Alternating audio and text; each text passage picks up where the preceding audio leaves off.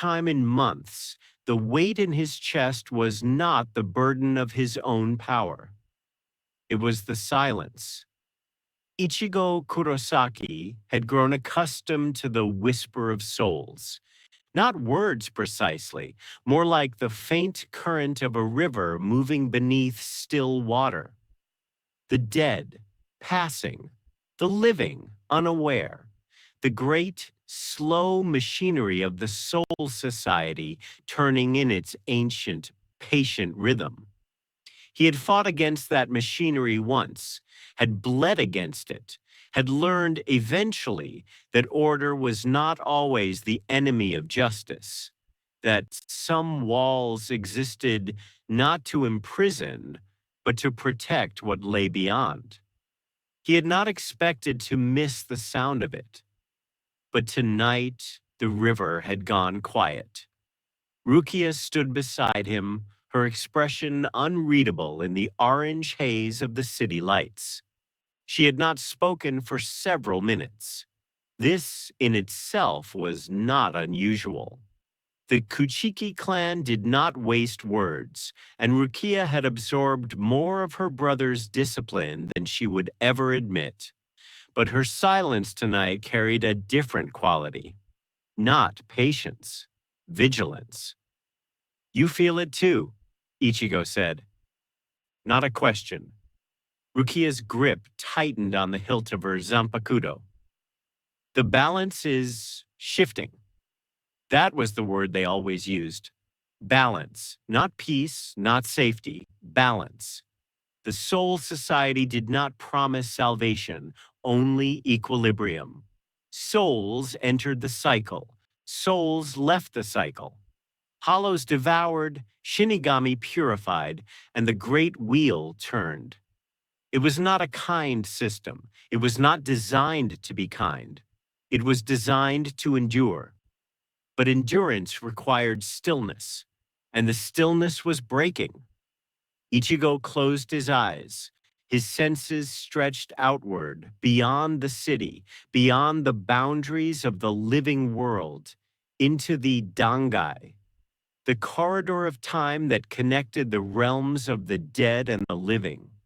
He had traveled that impossible space more times than he cared to remember. It was not a place. It was an interval, a wound in reality that had healed into a scar, and the scar into a passage. Tonight, the passage trembled. Not trembled, Ichigo thought. Bled. Something was leaking through. In the 1st Division barracks of the Seirei-te, Captain Genryusei Shigekuni Yamamoto sat motionless upon the elevated platform that had borne his presence for over 2,000 years. He did not sleep. He did not rest. Age had not softened him. It had only compressed his fury into something denser than steel. His eyes, hooded and ancient, surveyed the assembly of captains gathered before him. 13. The number was symbolic, but the weight behind it was not. Each captain represented a pillar of the order he had built from ash and ambition. Each carried the authority of centuries. Each was, in their own way, his child. He looked at them now and he saw confusion. This was not acceptable. "So Taicho," Captain Suifeng's voice cut through the silence with the precision of a blade. "The disturbance originates beyond the known boundaries of the Dangai. It is not hollow. It is not Quincy. It is not anything we have cataloged." Cataloged? Captain Kuratsuchi Mayuri's laugh was a dry, papery sound. "How quaint. You believe the universe confines itself to your filing system, Suifeng. There are realms beyond realms, dimensions that do not acknowledge soul society's authority. You cannot catalog what refuses to be measured. And yet you have no explanation," Captain Yukitaki said quietly. His voice carried the weariness of a man who had spent centuries balancing his own existence against the weight of his illness. You do not know what it is, Mayuri, only what it is not. Mayuri's painted features twisted into something approximating amusement. I know that it is hungry. I know that its energy signature resonates with the spiritual particles that constitute our reality, but it consumes them rather than integrating. It does not seek balance. It seeks acquisition, silence. Yamamoto had not moved. His staff rested against the platform beside him, its surface worn smooth by millennia of grip. His breathing was slow, deliberate. In, out. The rhythm of a man who had extinguished stars with his blade and had found no satisfaction in it. Captain Koraku, he said. Shunsui Kiraku lifted his head from the shadow of his straw hat. His posture remained loose, almost lazy, but his eyes had sharpened to something keener than amusement. So Taicho, you have encountered the anomalous before. Realms that exist outside Soul Society's jurisdiction. Dimensions born of human belief or fear or forgotten gods. Yamamoto's voice was not loud. It did not need to be. Does this presence carry the signature of such a realm?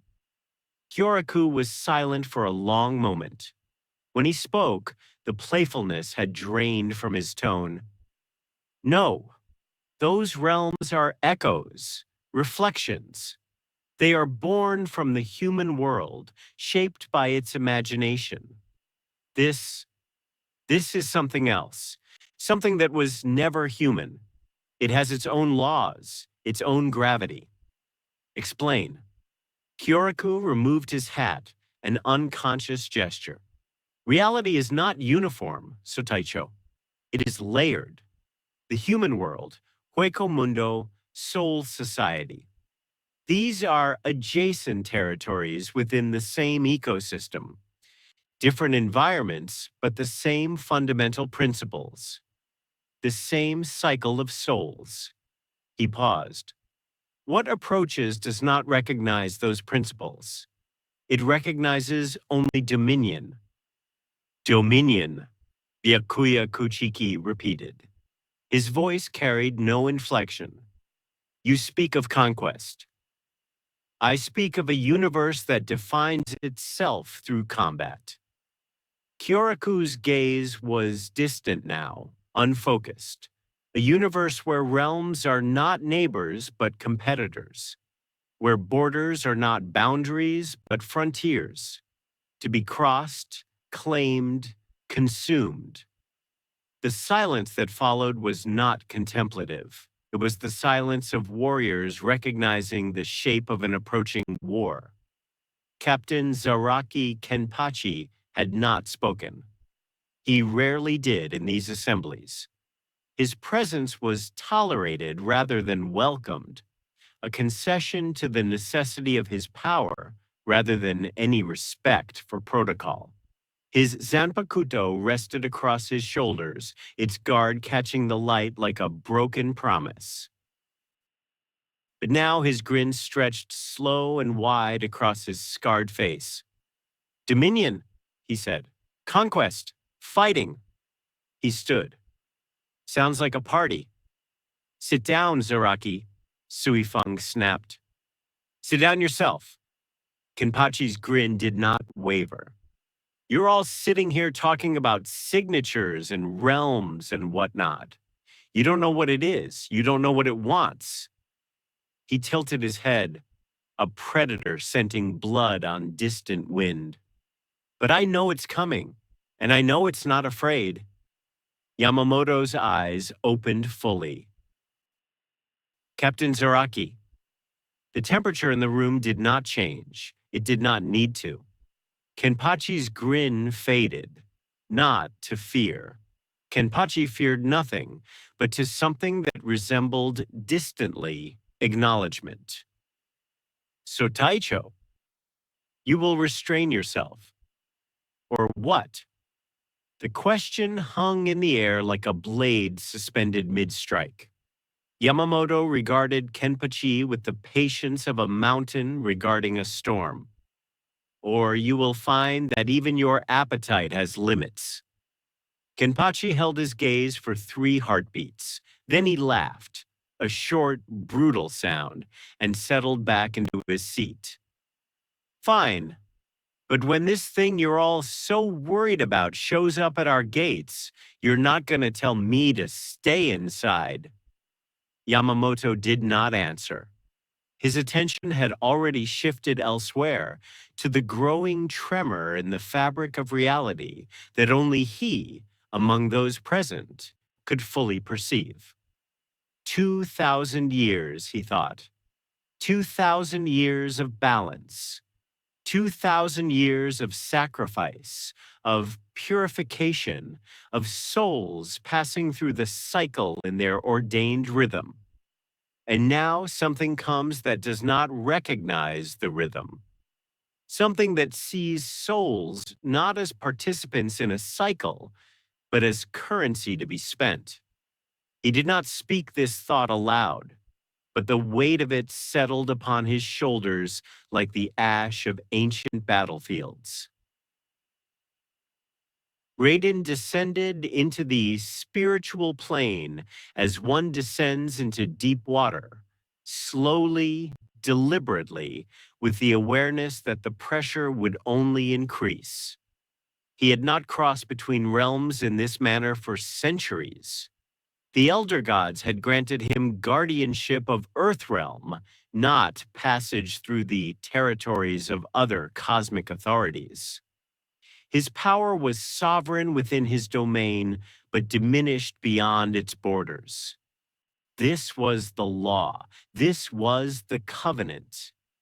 And yet, here he stood upon the threshold of a reality that had never acknowledged Mortal Kombat's jurisdiction, and the law was proving insufficient.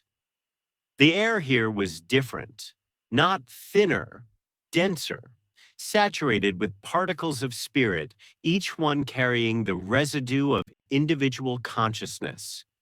He could feel them brushing against his divine essence like the touch of distant stars. Souls, millions upon millions of souls, not harvested, not consumed, not bound to any conqueror's throne, but flowing, moving in great, slow currents from one state of being to another. He had never witnessed anything like it. In Earthrealm, souls were resources. They were the currency of sorcerers, the prize of emperors, the fuel of dark magic. They could be stolen, traded, imprisoned. They could be fed to the damned or woven into the fabric of new realities. They were power, concentrated and refined, and the history of his realm was written in the blood of those who sought to claim them. But here, souls were not resources. They were participants. Each one moved through a cycle that had existed before any god had claimed dominion over this reality. Each one carried the memory of countless lives, countless deaths, countless returns. They did not belong to any emperor. They did not answer to any conqueror. They simply were. Raiden closed his eyes. The weight of this realization pressed against him with more force than any enemy's assault. He had come here expecting a realm like his own, divided, contested, ripe for conflict. He had come prepared to negotiate, to warn, to defend Earthrealm's interests against the expansion of Outworld's appetite. He had not expected to witness something sacred. The elder gods did not create this, he thought. This existed before them, before Mortal Kombat, before realms were divided into territories to be won and lost. This is not an arena. This is a covenant. He opened his eyes. The landscape before him shimmered with the residue of countless souls. Not a wasteland, not a battlefield, but a garden. Deliberate, cultivated, tended by unseen hands across millennia. And at its heart, he could feel the pulse of something vast and ancient. Not a god, precisely, something older than gods, something that did not rule but held the boundaries between life and death, held the thread of each soul's journey, held the balance that made this entire ecosystem possible. The Soul King, Raiden thought. The name had come to him through the thinning boundaries between realms, carried on the currents of displaced energy. This realm's center, its anchor. He did not understand what he was sensing. The Soul King was not a conqueror, not a ruler in the Mortal Kombat sense. He did not command armies or claim territories or demand tribute. He simply existed, and his existence was sufficient to maintain the order of billions of souls across multiple dimensions. Raiden had served gods his entire existence. He had witnessed the elder gods reshape reality according to their will. He had fought beside champions and against tyrants, had watched empires rise and fall within the crucible of Mortal Kombat. He had never felt so small. We have misunderstood, he thought. All of us. Shao Kahn, Shang Tsung, even the elder gods themselves. We believed that the struggle between realms was the fundamental law of existence, that conquest and resistance were the only meaningful dynamics. Asterisk. But here there is no conquest, only continuation. And we are about to destroy it. He felt the rupture before he saw it, a tear in the fabric of the Dangai, not cleanly cut but torn, ragged, forced open by power that recognized no boundary and respected no covenant. The energy that bled through was familiar, the crude, hungry magic of Outworld, saturated with the will of its emperor. Shao Kahn. Even now, even here, the conqueror could not resist. He had sensed the vulnerability of this realm, its emphasis on preservation over defense, its ancient reluctance to treat violence as solution, and he had interpreted this reluctance as weakness. He does not understand, Raiden realized. He cannot understand. He has spent 10,000 years reducing every opponent to a problem of force. He has forgotten that some problems cannot be solved by conquest, only created by it. Asterisk.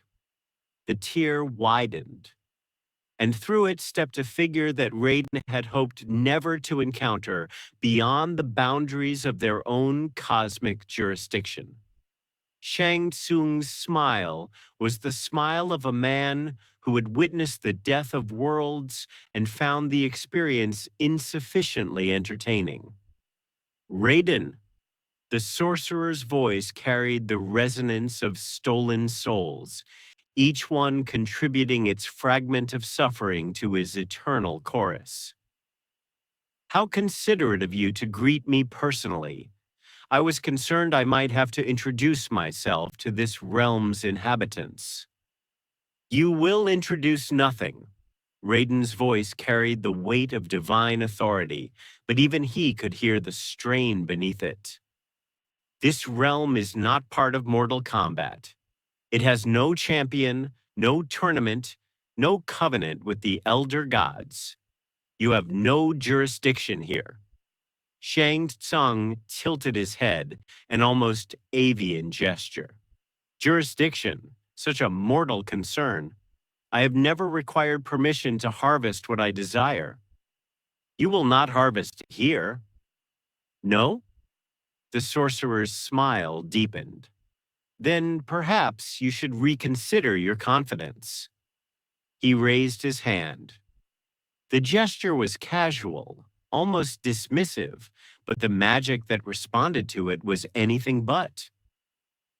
Raiden felt the pulse of Outworld's corruptive energy surge outward, seeking purchase in this foreign spiritual ecology. It found resistance, the Soul Society's ancient wards, the accumulated reiatsu of millennia of guardianship. But it also found something else.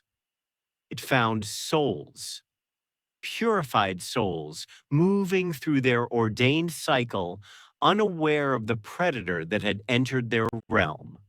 Souls that had never encountered the hunger of Outworld. Souls that did not know how to flee. No, Raiden thought, not yet. The wards will hold. The Shinigami will. Shang Tsung's magic touched a soul. It was a small soul, newly returned to the cycle, carrying the residual warmth of a life lived in obscurity. An elderly woman, perhaps, a child who had died young. It did not matter. What mattered was that it was pure, untainted by hollow corruption, unmarked by sin or sacrifice. Shang Tsung's magic did not attack it. It absorbed it. The soul did not scream. It did not struggle. It simply ceased. Its spiritual particles dissolved into the sorcerer's waiting palm, assimilated into the vast reservoir of stolen essence that constituted his power. The cycle that had carried it for countless incarnations stopped. The balance that Yamamoto had defended for 2,000 years shifted, imperceptibly but irreversibly. And Shang Tsung asterisk changed asterisk. Raiden watched in horror as the sorcerer's expression shifted from amusement to astonishment to something that resembled, distantly, hunger.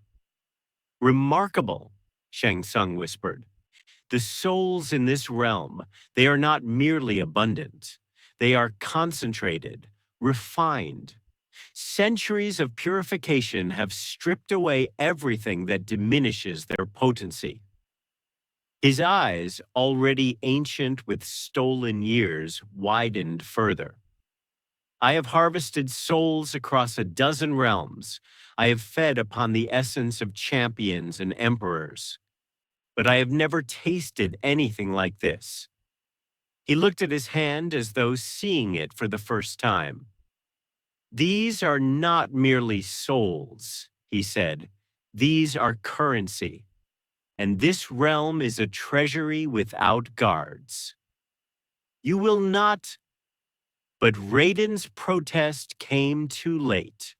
The sorcerer had already turned away, his attention fixed upon the distant shimmer of the Seraite, where millions of purified souls awaited their return to the cycle.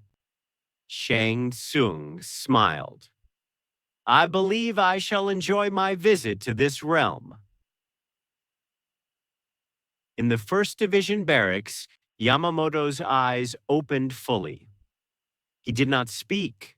He did not move. But every captain in the room felt the shift in his reiatsu, the sudden compression of ancient power, the gathering of fire that had not been unleashed in centuries. So Taicho, Ukitaki's voice carried the weight of dread. What has happened? Yamamoto rose. It was not a swift movement. It was not dramatic. He simply stood, his staff in hand, his presence expanding to fill the chamber with the weight of 2,000 years of absolute authority. Something has entered our realm, he said. Something that does not recognize our laws. Something that has already violated the most sacred covenant of our existence. He did not name the violation. He did not need to. Every captain in that room could feel it now. The absence where a soul should have been, the empty space in the cycle that would never be filled. The cycle of rebirth, Yamamoto said, has been broken. His voice carried no anger. It did not need to. The fire that had awaited his command for 2,000 years was already waking, already remembering the heat of ancient battlefields. Find the intruder, he said. Find it, contain it, and determine whether its presence here is the result of accident or design. And if it is design? Kyoraku asked. Yamamoto did not answer immediately. When he spoke, his words carried the weight of a judgment that had already been rendered. Then we will remind this intruder that soul society has endured for longer than its gods have drawn breath, and we will ensure that it remembers this lesson for the remainder of its existence. He did not add, however brief that existence may be. He did not need to. The fire within him had already spoken. Ichigo stood alone now. Rukia had been summoned back to the Seraite, her expression carrying the particular tension that preceded catastrophic news. He had not asked to accompany her. Some conversations were not meant for outsiders, even those who had bled beside the Soul Society's guardians. But he did not remain idle. His senses stretched outward, beyond the boundaries of Karakura Town, beyond the living world entirely, into the spiritual dimension that existed parallel to human perception. Something was wrong there, not merely disrupted, violated. The careful order that the Shinigami had maintained for centuries was bleeding at the edges. And somewhere in that bleeding, something was feeding. He did not know how he knew this. He did not understand the nature of the predator that had entered his ally's realm. But he recognized the shape of hunger when he encountered it. It's not like Aizen, he thought. Aizen wanted to reshape the cycle, to become the center of existence. This thing doesn't want to change the system. It wants to consume it. He turned from the edge of the rooftop. Behind him, the city continued its oblivious rhythm. Trains departed and arrived. Lovers argued and reconciled. Children slept in rooms illuminated by the soft glow of nightlights. None of them knew that the boundary protecting their souls had been breached. None of them knew that something from beyond their reality was already feeding on the dead. Ichigo descended into the darkness between realms, and the hunter who had once been prey followed the scent of something that did not belong.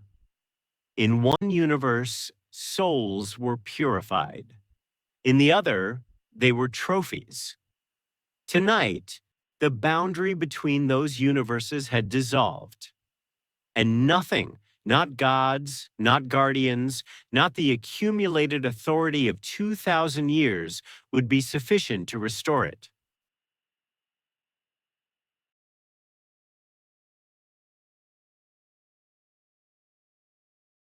The Seraite had not witnessed an assembly of this magnitude since the winter war against Aizen's Arankar army. But where that gathering had been characterized by desperate urgency, the chaos of invasion, the scrambling of defenders to protect their realm from within, this assembly bore a different quality entirely. This was not defense. This was recognition. Yamamoto sat upon the elevated platform that had borne his authority for longer than most civilizations had existed. Before him, the 13 captain seats were occupied, their occupants arrayed in descending order of seniority. Behind them, vice captains stood in silent attendance. Beyond them, ranks of seated officers and unseated shinigami filled the great hall to capacity. And beyond them, visible through the hall's crystalline windows, the sky of the Sirete had changed. It was not the change of weather or season, it was the change of jurisdiction. Patches of unfamiliar color bled across the firmament like bruises on celestial flesh. The deep purple of Outworld's corrupted heavens, the sickly green of Shang Tsung's sorcery, the harsh gold of an emperor's ambition. Reality itself was being overwritten, one fragment at a time. And standing at the center of the assembly, surrounded by the combined spiritual pressure of Soul Society's entire military command, was a being who had never before set foot in this realm. Raiden's posture was not defensive. It was not aggressive. It was the posture of a messenger who has witnessed the collapse of his own authority and carries only the fragments of a warning that was delivered too late. "I am Raiden," he said. His voice carried no divine amplification here. He spoke as one mortal to others, stripped of the authority that had defined his existence for millennia. "Protector of Earthrealm, servant of the elder gods, I come before you not as an invader, but as a supplicant." "Supplicants do not bring armies," Sui Feng said. Her blade had not left her grip since Raiden's arrival. "Supplicants do not tear holes in the fabric of reality. Supplicants do not—" She paused, her voice catching on the word. "Feed upon our dead." Raiden did not flinch. "The one who feeds upon your dead is not my ally. He is Shang Tsung, sorcerer of Outworld, servant of Shao Kahn. He is the architect of atrocities that span 10,000 years and a dozen realms, and he is here because I failed to prevent his crossing." Failed. Byakuya's voice carried no judgment. It did not need to. Or permitted. "I do not expect your trust. I do not deserve it." Raiden's gaze moved across the assembled captains, lingering briefly on Yamamoto's impassive features. "I came here to warn you, to explain the nature of the threat that has entered your realm, to ask for your assistance in containing it before Shao Kahn's attention turns fully upon your world." "And instead," Kyoraku said quietly, "you arrived to find that the invasion had already begun, that your enemy had already discovered what your realm values most." He paused. "That our souls are currency to him." "Yes?" Silence. Yamamoto had not moved. His staff rested beside him, its surface worn smooth by centuries of grip. His eyes, hooded and ancient, regarded Raiden with the patience of a predator assessing unfamiliar prey. "You speak of realms," Yamamoto said. "Earthrealm, Outworld, Edenia, Netherrealm. These are the territories of your cosmic order, divided and contested through a ritual you call Mortal Kombat." "Yes, a ritual in which realms compete for sovereignty, in which champions fight to determine the fate of millions, in which victory grants dominion over the conquered." "Yes." Yamamoto's voice did not change. It remained low, measured, almost conversational. "And you expect us to acknowledge the legitimacy of this system, to accept that our realm, which has maintained the balance of souls for millennia without conquest or tournament, should now be subject to its jurisdiction." "I expect nothing." Raiden's voice carried the weariness of a being who has watched civilizations collapse despite his best efforts to preserve them.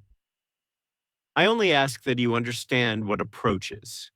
Shao Kahn does not require your acknowledgement. He does not require your acceptance. He requires only your defeat. And you believe he will achieve this. I believe he will attempt it. I believe he possesses the power to cause incalculable damage to your realm before he is stopped. I believe that the longer you spend debating the legitimacy of his claim, the more time Shang Tsung has to harvest your dead and convert their essence into weapons against you. Raiden paused. I believe these things because I have witnessed them before.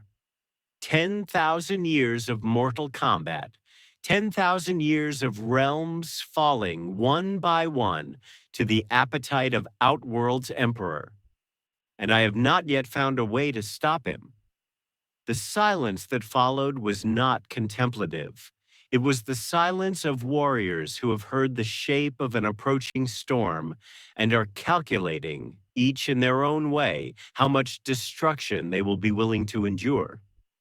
It was Kenpachi who broke it.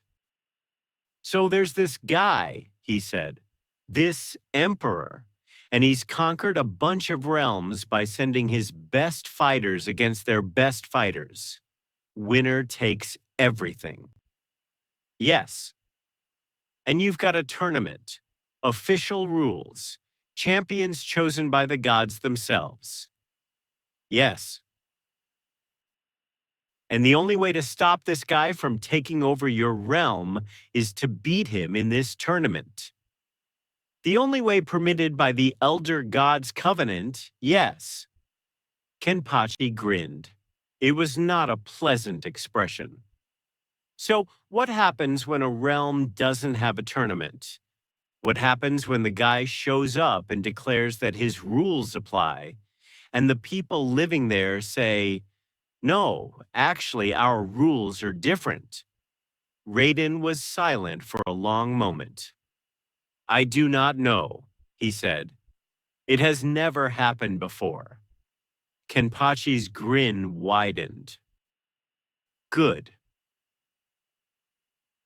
In the gardens of the Kuchiki estate, where cherry blossoms fell in perpetual silence and the weight of centuries pressed gently against the consciousness of all who walked there, Ichigo Kurosaki stood before the man who had once tried to kill him. Byakuya's expression revealed nothing. It never did. But Ichigo had learned, across countless battles and countless conversations, to read the subtle language of his former enemy's silence. You know something, Ichigo said. Something you're not telling the others. The captains have been informed of all relevant intelligence regarding the intrusion.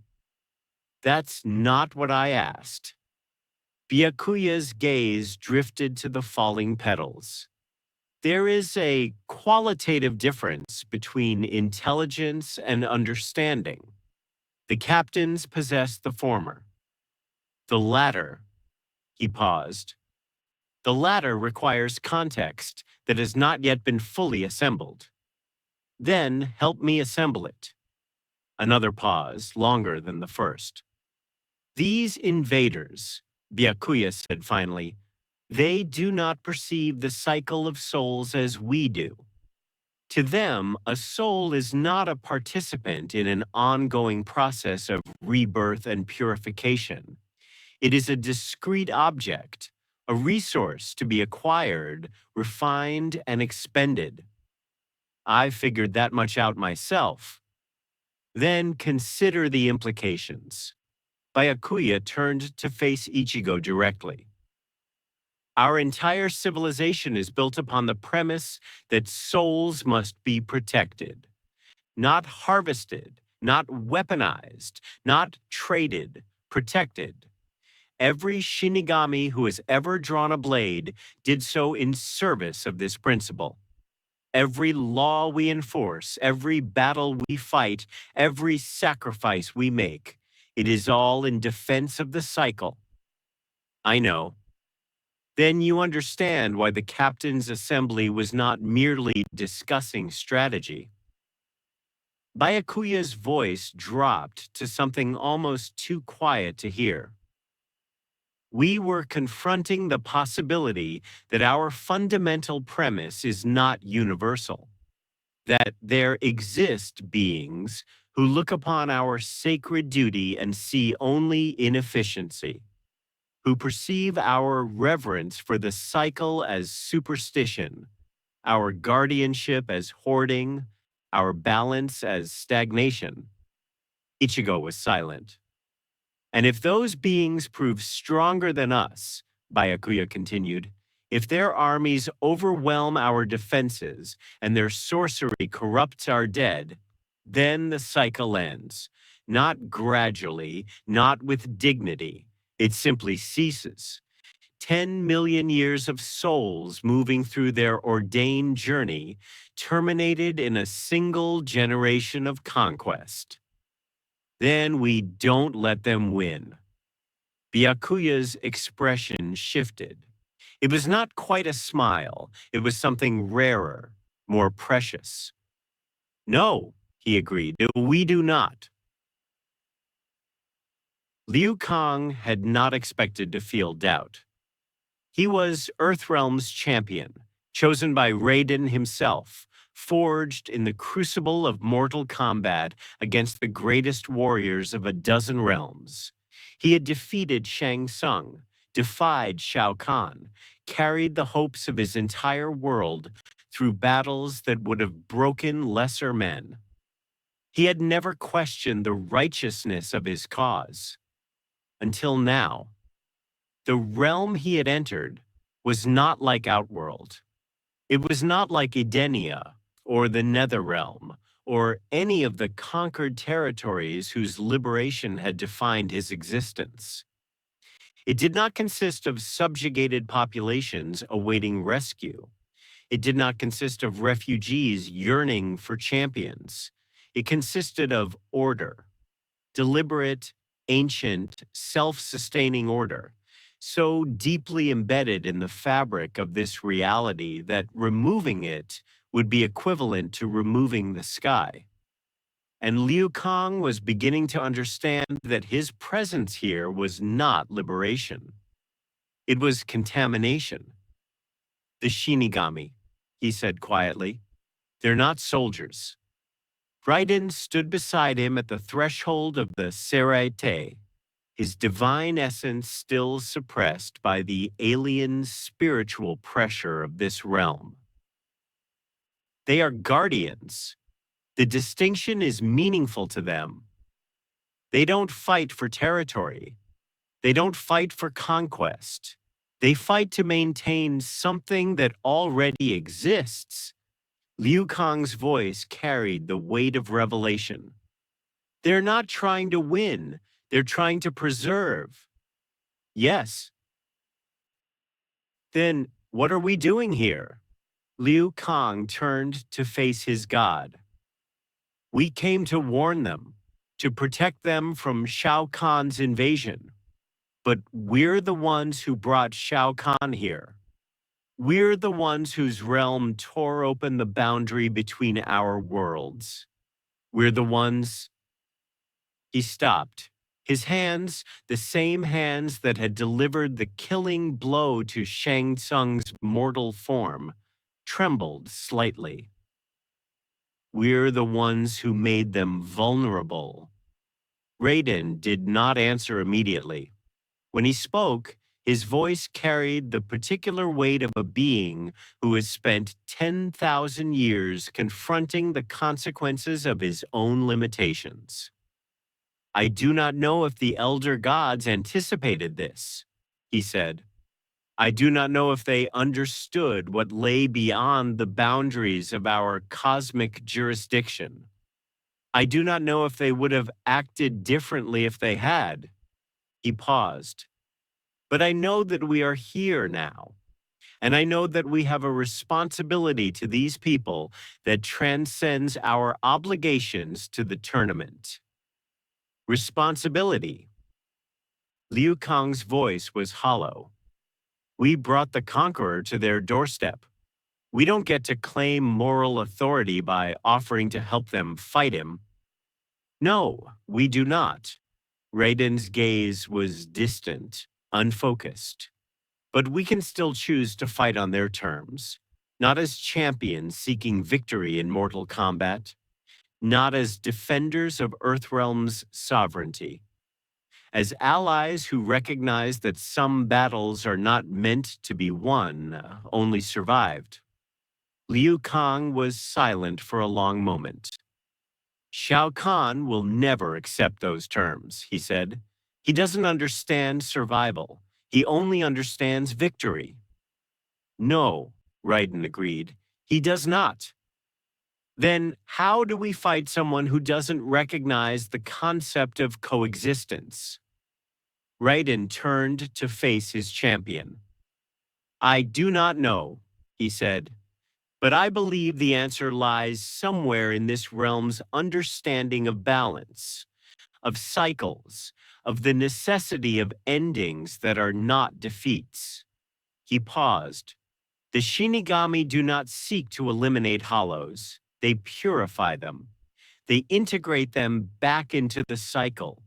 They transform enemies into participants in the order they defend.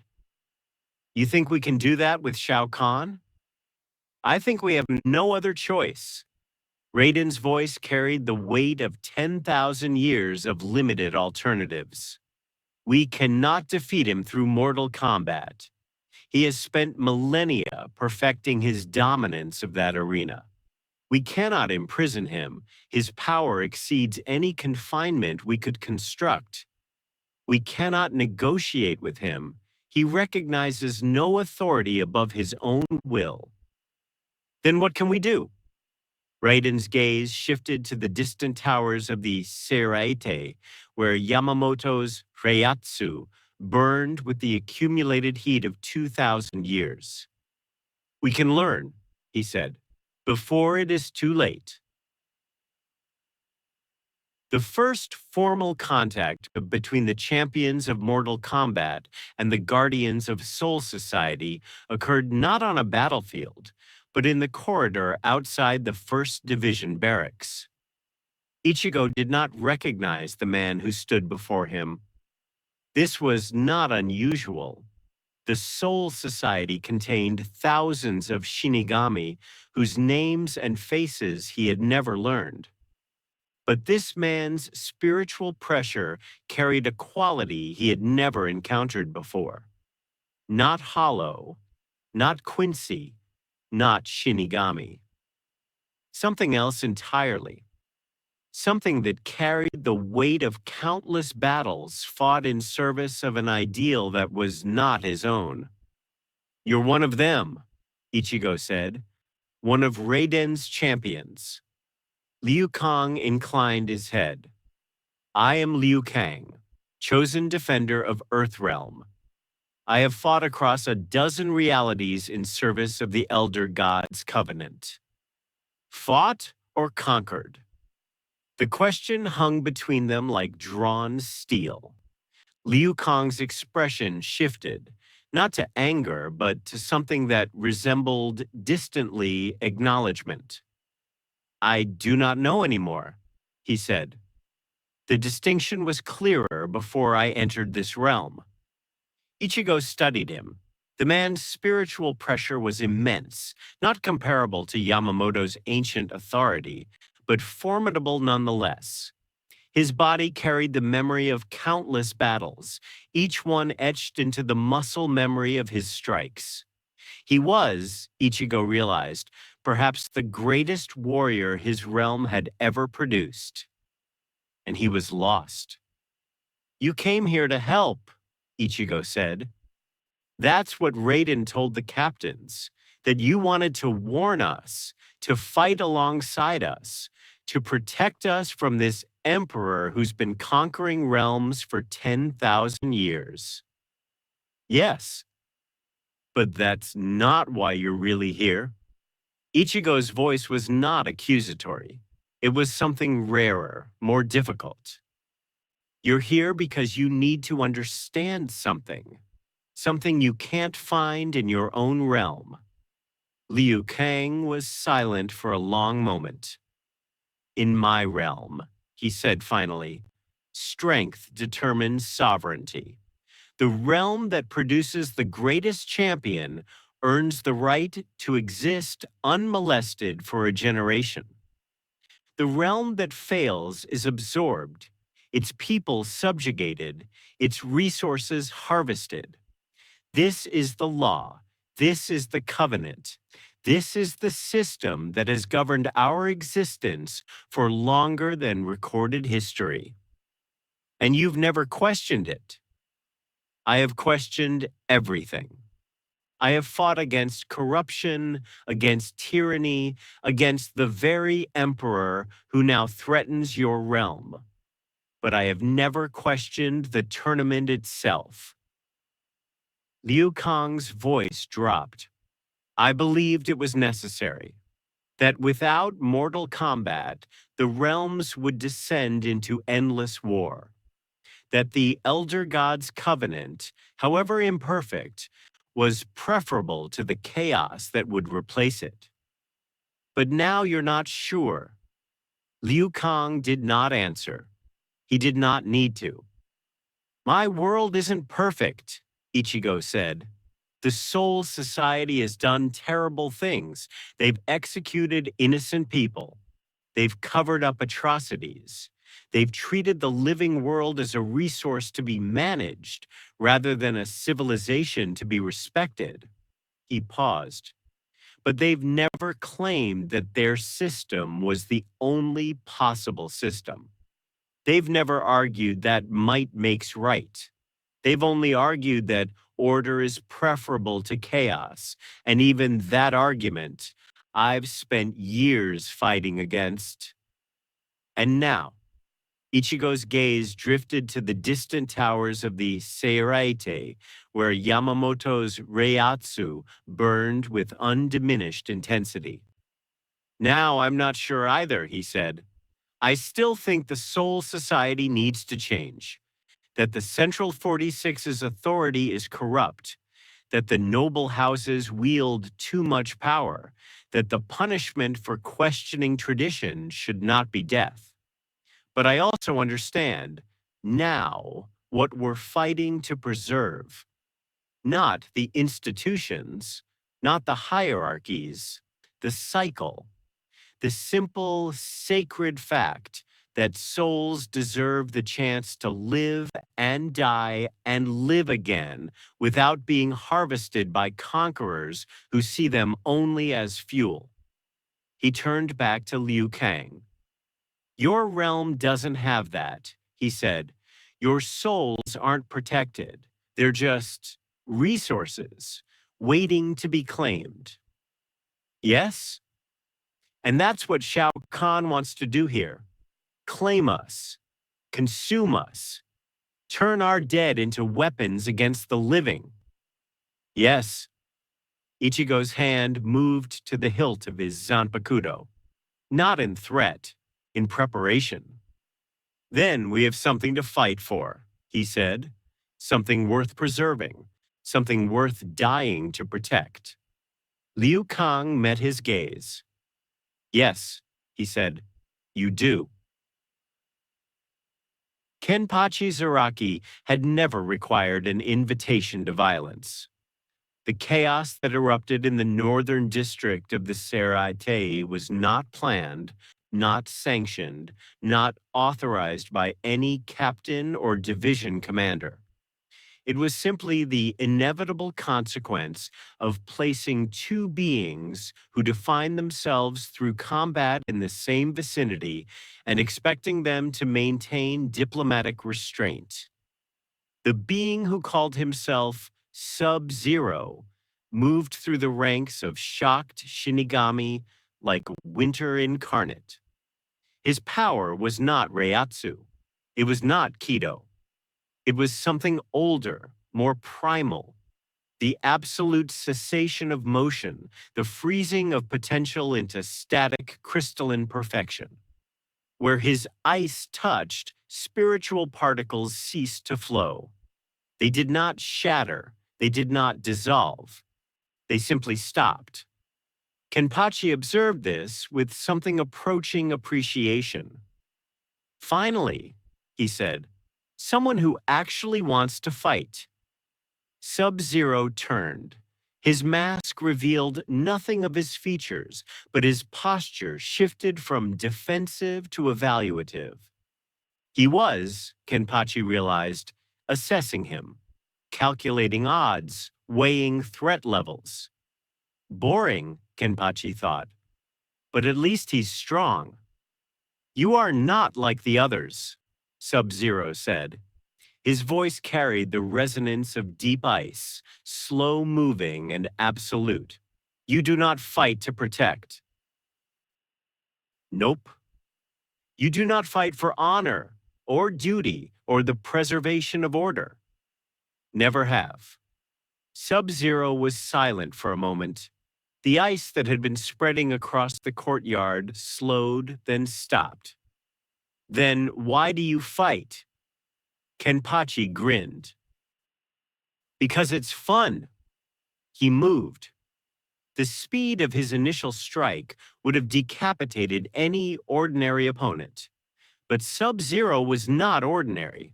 His body dissolved into a cascade of crystalline particles, reforming 3 meters to the left as Kenpachi's blade carved empty air. Fun, Sub-Zero repeated. You fight for entertainment. I fight because not fighting is boring. Kenpachi's grin did not waver. I fight because the moment I stop, I have to think about all the things I don't care about. Duty, honor, the future, the past. He tilted his head. I fight because when I'm fighting, nothing else exists. Just me and my opponent and the space between our blades. Sub-Zero regarded him with an expression that might, in another context, have been recognition. There was a time, he said, when I fought for similar reasons. Before I understood what I was protecting. Before I understood what I had lost. And now. Now I fight because the alternative is the annihilation of everything I have rebuilt. Sub-Zero's voice carried the weight of centuries. Now I fight because I have students who depend on my guidance, a clan that depends on my leadership, a legacy that depends on my survival.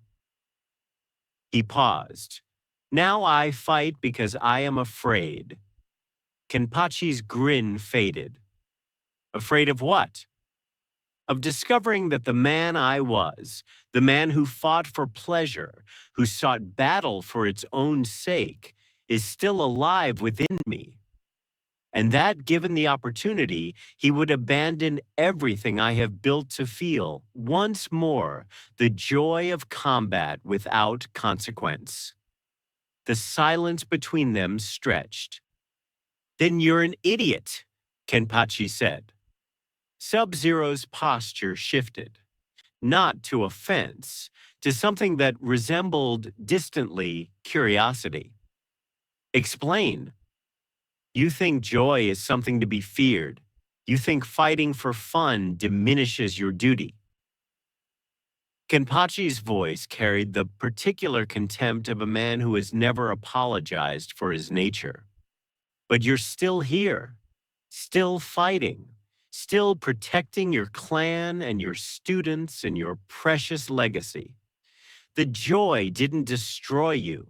It didn't make you abandon your responsibilities. It just made you alive.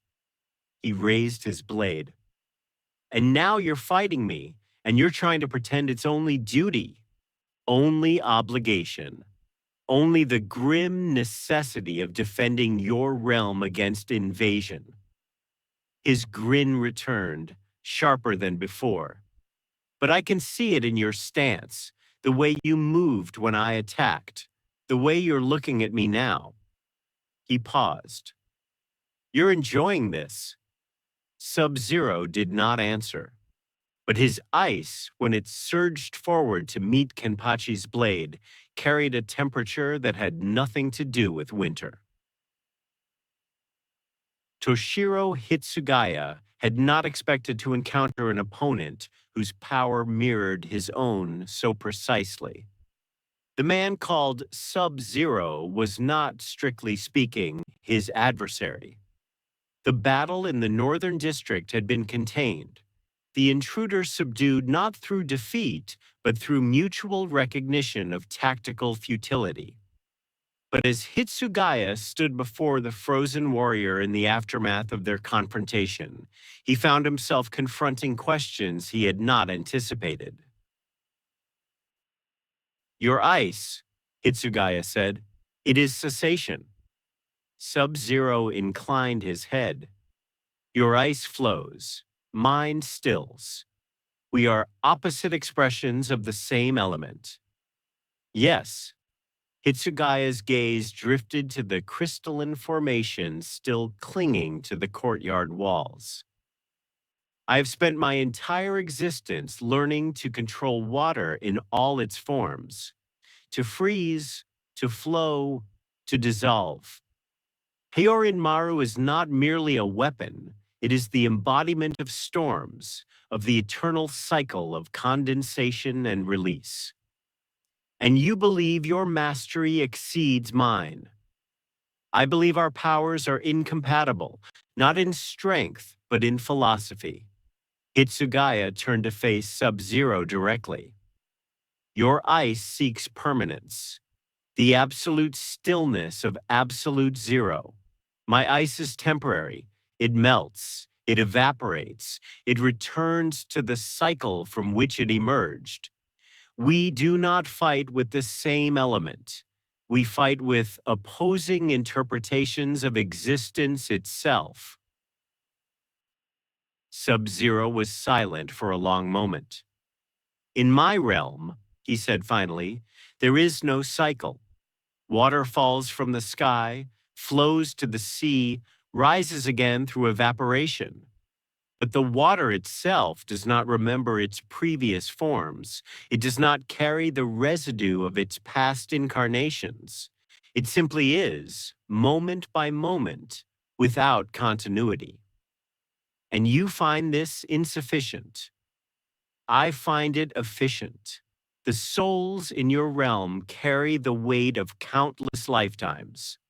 They are burdened by memories they cannot access, relationships they cannot remember, debts they cannot repay. My realm's souls are born fresh, without inheritance, without obligation. They are not purified. They are simply new. He paused. I do not know which system is more merciful. Hitsugaya considered this.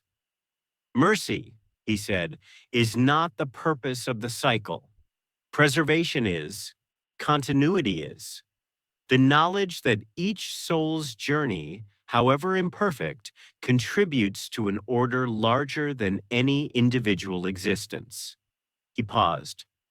Your souls may be born free of burden, but they are also born free of context.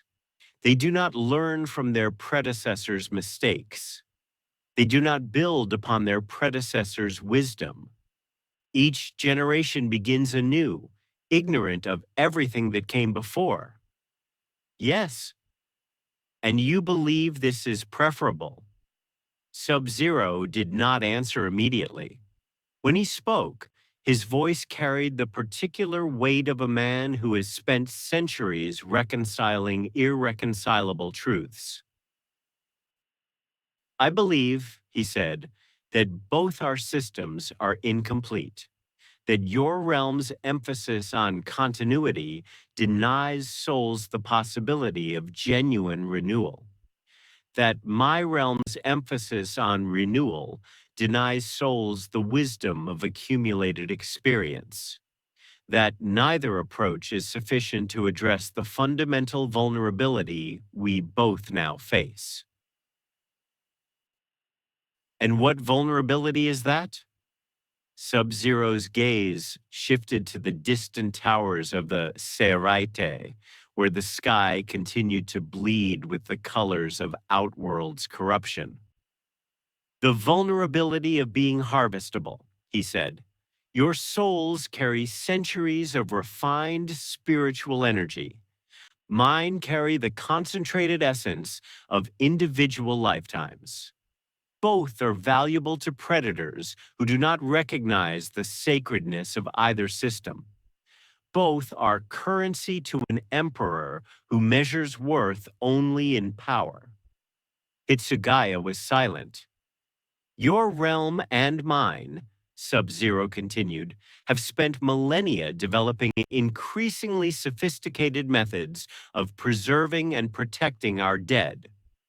We have built civilizations upon the premise that souls deserve respect, that their journey has meaning, that their essence is not merely fuel for sorcerers and conquerors. He paused. And now a being approaches who has spent 10,000 years perfecting the art of converting such respect into vulnerability. You speak of Shao Kahn.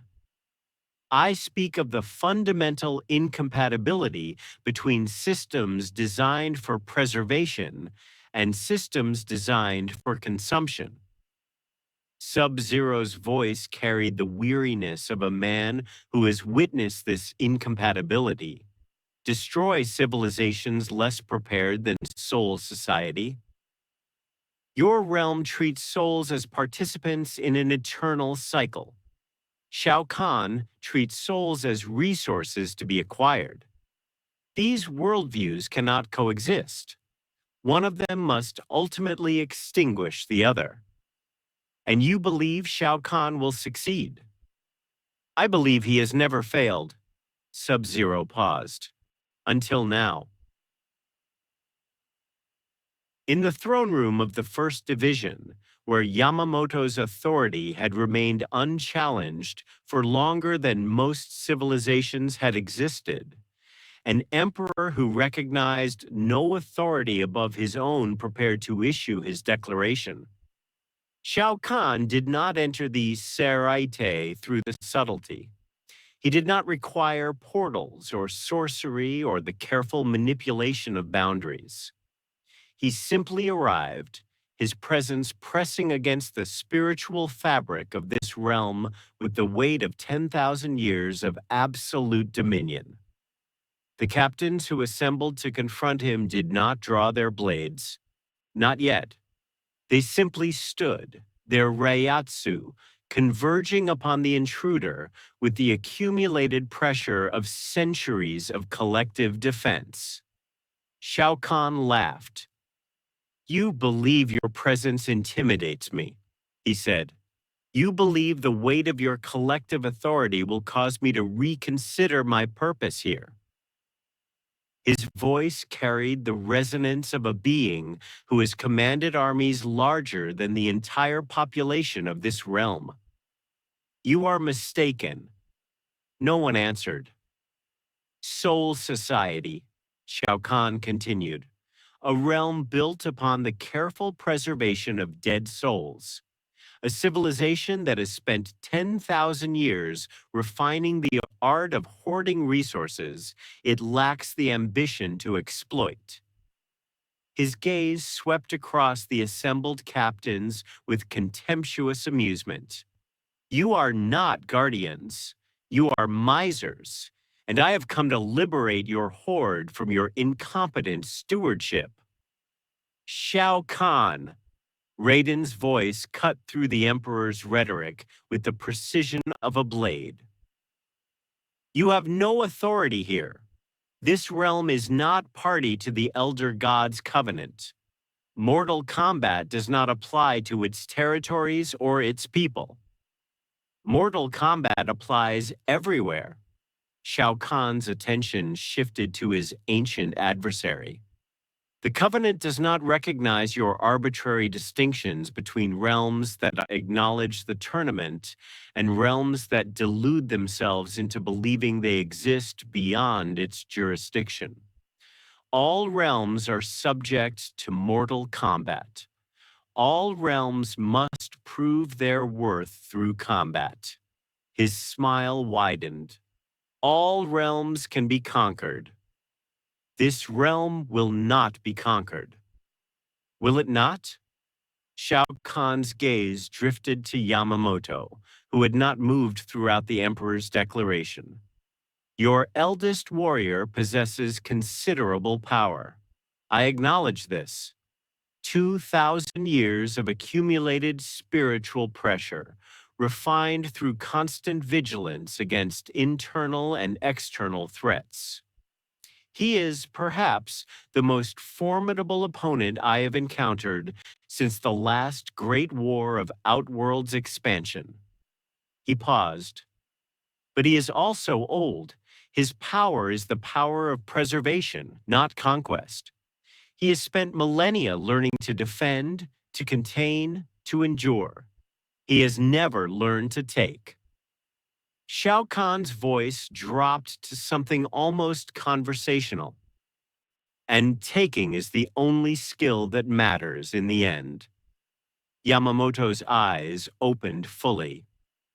You speak of conquest as though it were a universal principle, he said, as though the ability to dominate others were the sole measure of worth, as though realms that choose preservation over expansion are merely waiting to be claimed by those with sufficient ambition. Yes. Then you have spent 10,000 years conquering realms without understanding what you have destroyed. Yamamoto's voice carried no anger. It did not need to. You perceive our reverence for the cycle as weakness, our refusal to harvest souls as inefficiency, our emphasis on balance over accumulation as stagnation. He paused. But you have never asked yourself why we maintain this system, why we have rejected the very conquest you consider inevitable. Because you lack the strength to pursue it. No. Yamamoto's voice dropped to something barely audible. Because we have witnessed what becomes of conquerors. We have seen the empires that believed themselves eternal crumble into ash.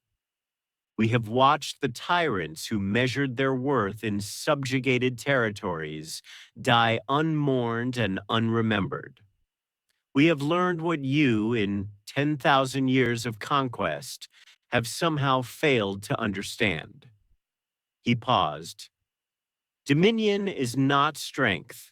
It is vulnerability. Every realm you conquer becomes a territory you must defend.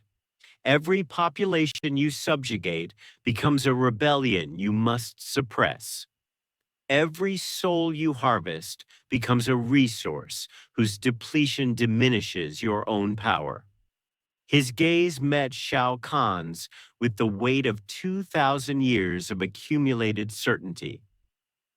You have spent millennia expanding your empire, and in doing so, you have multiplied your weaknesses 1,000-fold. Shao Kahn's smile did not waver. You believe this, he said. Your faith in your own philosophy is admirable. But faith does not stop armies. Philosophy does not deflect blades. Your wisdom, accumulated across 2,000 years of defensive vigilance, will not protect you from the reality of Outworld's military supremacy. He raised his hand. I claim this realm, he said, in the name of Shao Kahn, Emperor of Outworld. I declare it subject to the laws of Mortal Kombat. I demand that its champions face mine in ritual combat, the outcome of which will determine the sovereignty of your people and the fate of your dead. His voice carried across the assembled captains with the weight of absolute authority. Refuse, and I will take what I desire regardless of your compliance. Your realm will be absorbed into Outworld's dominion. Your souls will be harvested to fuel my armies. Your civilization will be erased from the memory of existence, replaced by the grateful gratitude of subjects who have learned to appreciate the mercy of absolute rule. He lowered his hand. These are the terms. Your acceptance is optional. Your defeat is not. The silence that followed was absolute. And into that silence, Yamamoto spoke. No. Shao Kahn's expression shifted, not to anger, to something that resembled distantly curiosity. No, this realm does not acknowledge your authority. This realm does not accept your jurisdiction. This realm does not recognize the legitimacy of your tournament or the validity of your claim. Yamamoto's voice carried the weight of 2,000 years of absolute certainty. You are not our conqueror. You are not our emperor. You are not our god. He rose. You are an invader. And invaders in Soul Society are met with only one response. The fire within him began to wake. Conquest does not understand balance. But balance, Yamamoto had learned across 2,000 years of defending it, does not require the understanding of conquerors. It requires only that they be stopped, whatever the cost. Asterisk.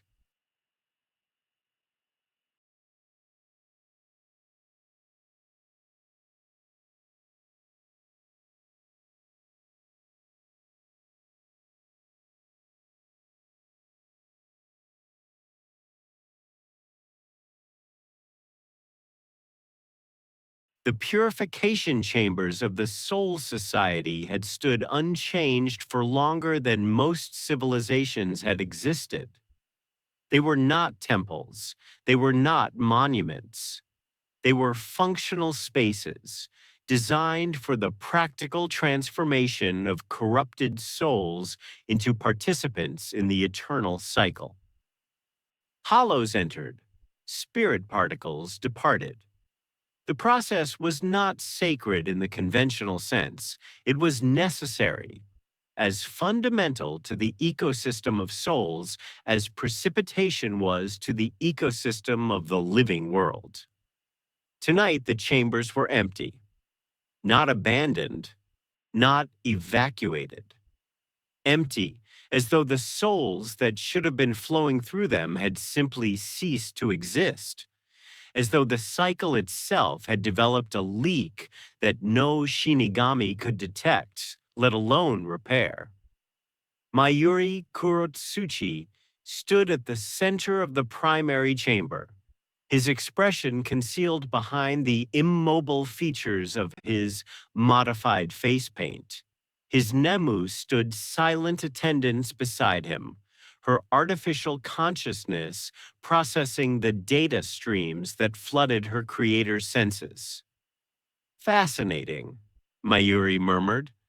The spiritual particles are being extracted at the quantum level, not destroyed, not transformed, removed, as though someone has reached into the fabric of reality and simply plucked them out. Nemu's voice carried no inflection. The intruder designated Shang Tsung. Presumably, but the mechanism is unlike any soul manipulation technique I have encountered. It does not corrupt, it does not convert, it does not consume in the traditional sense. Mayuri's fingers traced the air where a purified hollow's essence had recently existed. It assimilates. The target's spiritual signature is incorporated into the attacker's own reiatsu, adding its unique frequency to the predator's cumulative resonance. Is this significant? Significant? Mayuri's laugh was a dry, papery sound. It is revolutionary. This Shang Tsung has developed a methodology that renders the entire concept of spiritual hygiene obsolete. Why purify hollows when you can harvest them? Why maintain the cycle when you can weaponize its participants? He paused. He has not merely violated our laws, he has demonstrated that our laws are founded upon an assumption of scarcity that does not, in fact, apply to those with sufficient ambition. Nemu was silent for a long moment. Captain, she said finally, your tone suggests admiration. Admiration, number one. I do not admire criminals who lack the imagination to develop their own methodologies. Mayuri's voice shifted to something sharper. But I acknowledge competence when I encounter it. Shang Tsung has spent millennia refining his technique, and the result is undeniably elegant. Crude, certainly. His approach lacks the sophistication of true spiritual science, but elegance and sophistication are not synonymous. And his technique can be countered? Mayuri's smile was not pleasant. Countered? Of course. Every technique has its limitations. The question is not whether Shang Tsung can be stopped. It is whether we can develop a countermeasure before he harvests sufficient souls to transcend the boundaries of his current power level. He paused. The souls he has already absorbed are not merely adding to his reserves. They are reconfiguring his spiritual architecture. Each purified soul he consumes teaches him something about our realm's fundamental nature. Each assimilation brings him closer to understanding how to weaponize the cycle itself. Nemu's voice carried the closest approximation to concern her programming permitted. Captain, if Shang Tsung learns to weaponize the cycle, then our civilization becomes obsolete. Mayuri's tone was matter-of-fact. The Shinigami exist to purify corrupted souls. If corrupted souls can be harvested more efficiently than purified, our primary function becomes redundant. If the souls we protect can be weaponized against us, our secondary function, defense, becomes impossible. He paused. Shang Tsung is not merely attacking us, he is rendering us irrelevant. In the forests of the Rukongai, where souls too weak or too traumatized to integrate into the Seraite's rigid hierarchies awaited their eventual return to the cycle, Shang Tsung walked among his prey with the casual confidence of a farmer surveying ripe wheat. The souls here were not purified. They were not protected by the concentrated reiatsu of seated officers or the sophisticated wards of the noble houses. They were simply present, their spiritual particles diffused across the vast expanse of the outer districts, vulnerable to any predator with sufficient cunning to exploit their isolation. Shang Tsung's cunning was, by any reasonable measure, infinite. Remarkable, he murmured, his fingers tracing the fading resonance of a soul he had harvested moments before. These spirits have no concept of their own value. They have spent decades, centuries, millennia drifting through this realm's outer territories, waiting for a return to the cycle that may never come. They do not fight. They do not flee. They simply wait. His smile was the smile of a man who had spent 10,000 years perfecting the art of exploiting patience. And while they wait, I harvest. His magic surged outward, seeking purchase in the diffuse spiritual ecology of the Rukongai. It found resistance, not organized resistance, not the concentrated defiance of trained guardians, but the passive resistance of souls that had never learned to defend themselves. They did not fight. They did not flee. They simply dissolved, their essence streaming into Shang Tsung's waiting palms with the inevitability of water flowing downhill. Each soul added its unique frequency to the sorcerer's cumulative resonance. Each assimilation taught him something new about this realm's fundamental nature. Each harvest brought him closer to the understanding he sought, the understanding of how to weaponize the cycle itself. And with each soul he consumed, Shang Tsung felt his power expand beyond the boundaries that had constrained him for 10,000 years. He had always been a predator. He had always harvested souls, refined their essence, converted their life force into weapons against their former allies. But the souls of his native realm were crude instruments, powerful, certainly, but unrefined. They carried the residue of mortal lives, fear, ambition, regret. They were potent, but they were also impure. The souls of this realm were different. These souls had been purified, not once, not twice, but countless times across countless incarnations. Each cycle of death and rebirth had stripped away another layer of mortal contamination, another fragment of the fear and ambition and regret that diminished a soul's fundamental potency. What remained was not merely essence, it was concentrated essence. Spirit particles refined to their absolute minimum expression, carrying no residue of individual consciousness to dilute their power. Shang Tsung had harvested souls across a dozen realms. He had fed upon the essence of champions and emperors, sorcerers and gods. He had never tasted anything like this.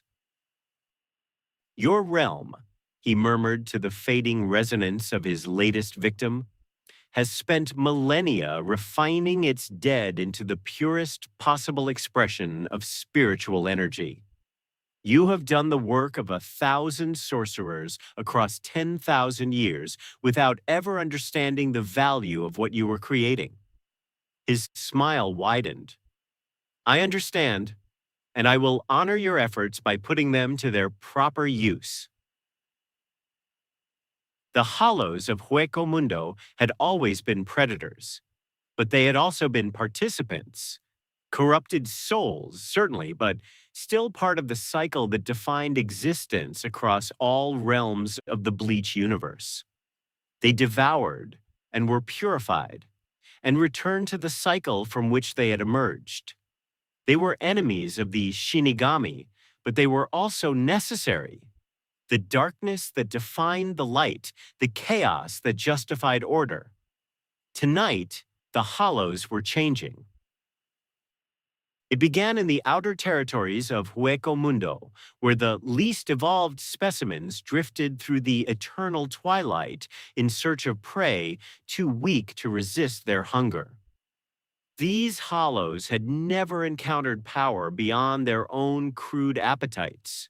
They did not understand the alien energy that had begun seeping through the boundaries between realms. They only knew that something was different, that the spiritual particles they consumed carried a new resonance, a new potential, a new flavor. They fed, and in feeding, they became something that had never existed before. The first transformed hollow did not scream. It did not struggle against the corruption that flooded its spiritual architecture. It simply opened, its mask cracking along unfamiliar fault lines, its body contorting into configurations that defied the evolutionary patterns of its species, its hunger expanding beyond the simple appetite for souls into something more sophisticated. It hungered now for dominion, not survival. Not satisfaction, dominion, the absolute control of territory, of resources, of other beings. The hunger that had driven Shao Kahn across 10,000 years of conquest, now transplanted into the corrupted consciousness of a creature that had never known ambition beyond its next meal. The transformed hollow turned its gaze upon the distant shimmer of the Seirete, and for the first time in its existence, it smiled. They're evolving, Urahara Kisuke said. His voice carried none of the flippant amusement that typically characterized his discourse. The shopkeeper's expression was uncharacteristically grave, his fan folded and forgotten beside him as he studied the data streams flowing across his modified sensing equipment. Not natural evolution, not the gradual adaptation to environmental pressures that characterizes organic development. This is accelerated evolution, forced mutation driven by exposure to energies that were never meant to interact with hollow spiritual architecture. Ichigo stood at the threshold of Urahara's underground training facility, his Zanpakuto resting across his shoulders. What kind of energies? The kind that originate from Outworld. Urahara's voice carried the particular weight of a man who has spent his entire existence studying phenomena that defy conventional explanation. Shao Kahn's realm has its own spiritual ecology, entirely distinct from the cycle that governs our reality. It is not corrupt in the traditional sense, it is simply different. But when that difference interacts with hollow physiology, the results are unpredictable. Unpredictable how? Urahara was silent for a long moment. You have encountered Arankar, he said finally. Hollows who have removed their masks, acquired Shinigami-like powers, achieved a synthesis of corrupted and purified spiritual energy. These transformations were deliberate, the product of Aizen's research, his understanding of how to force evolution through controlled exposure to complementary energy types. Yes, the hollows now emerging from Hueco Mundo are not Arankar. They are something else entirely.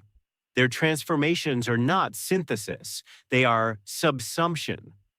Outworld's energy is not merging with Hollow's spiritual architecture.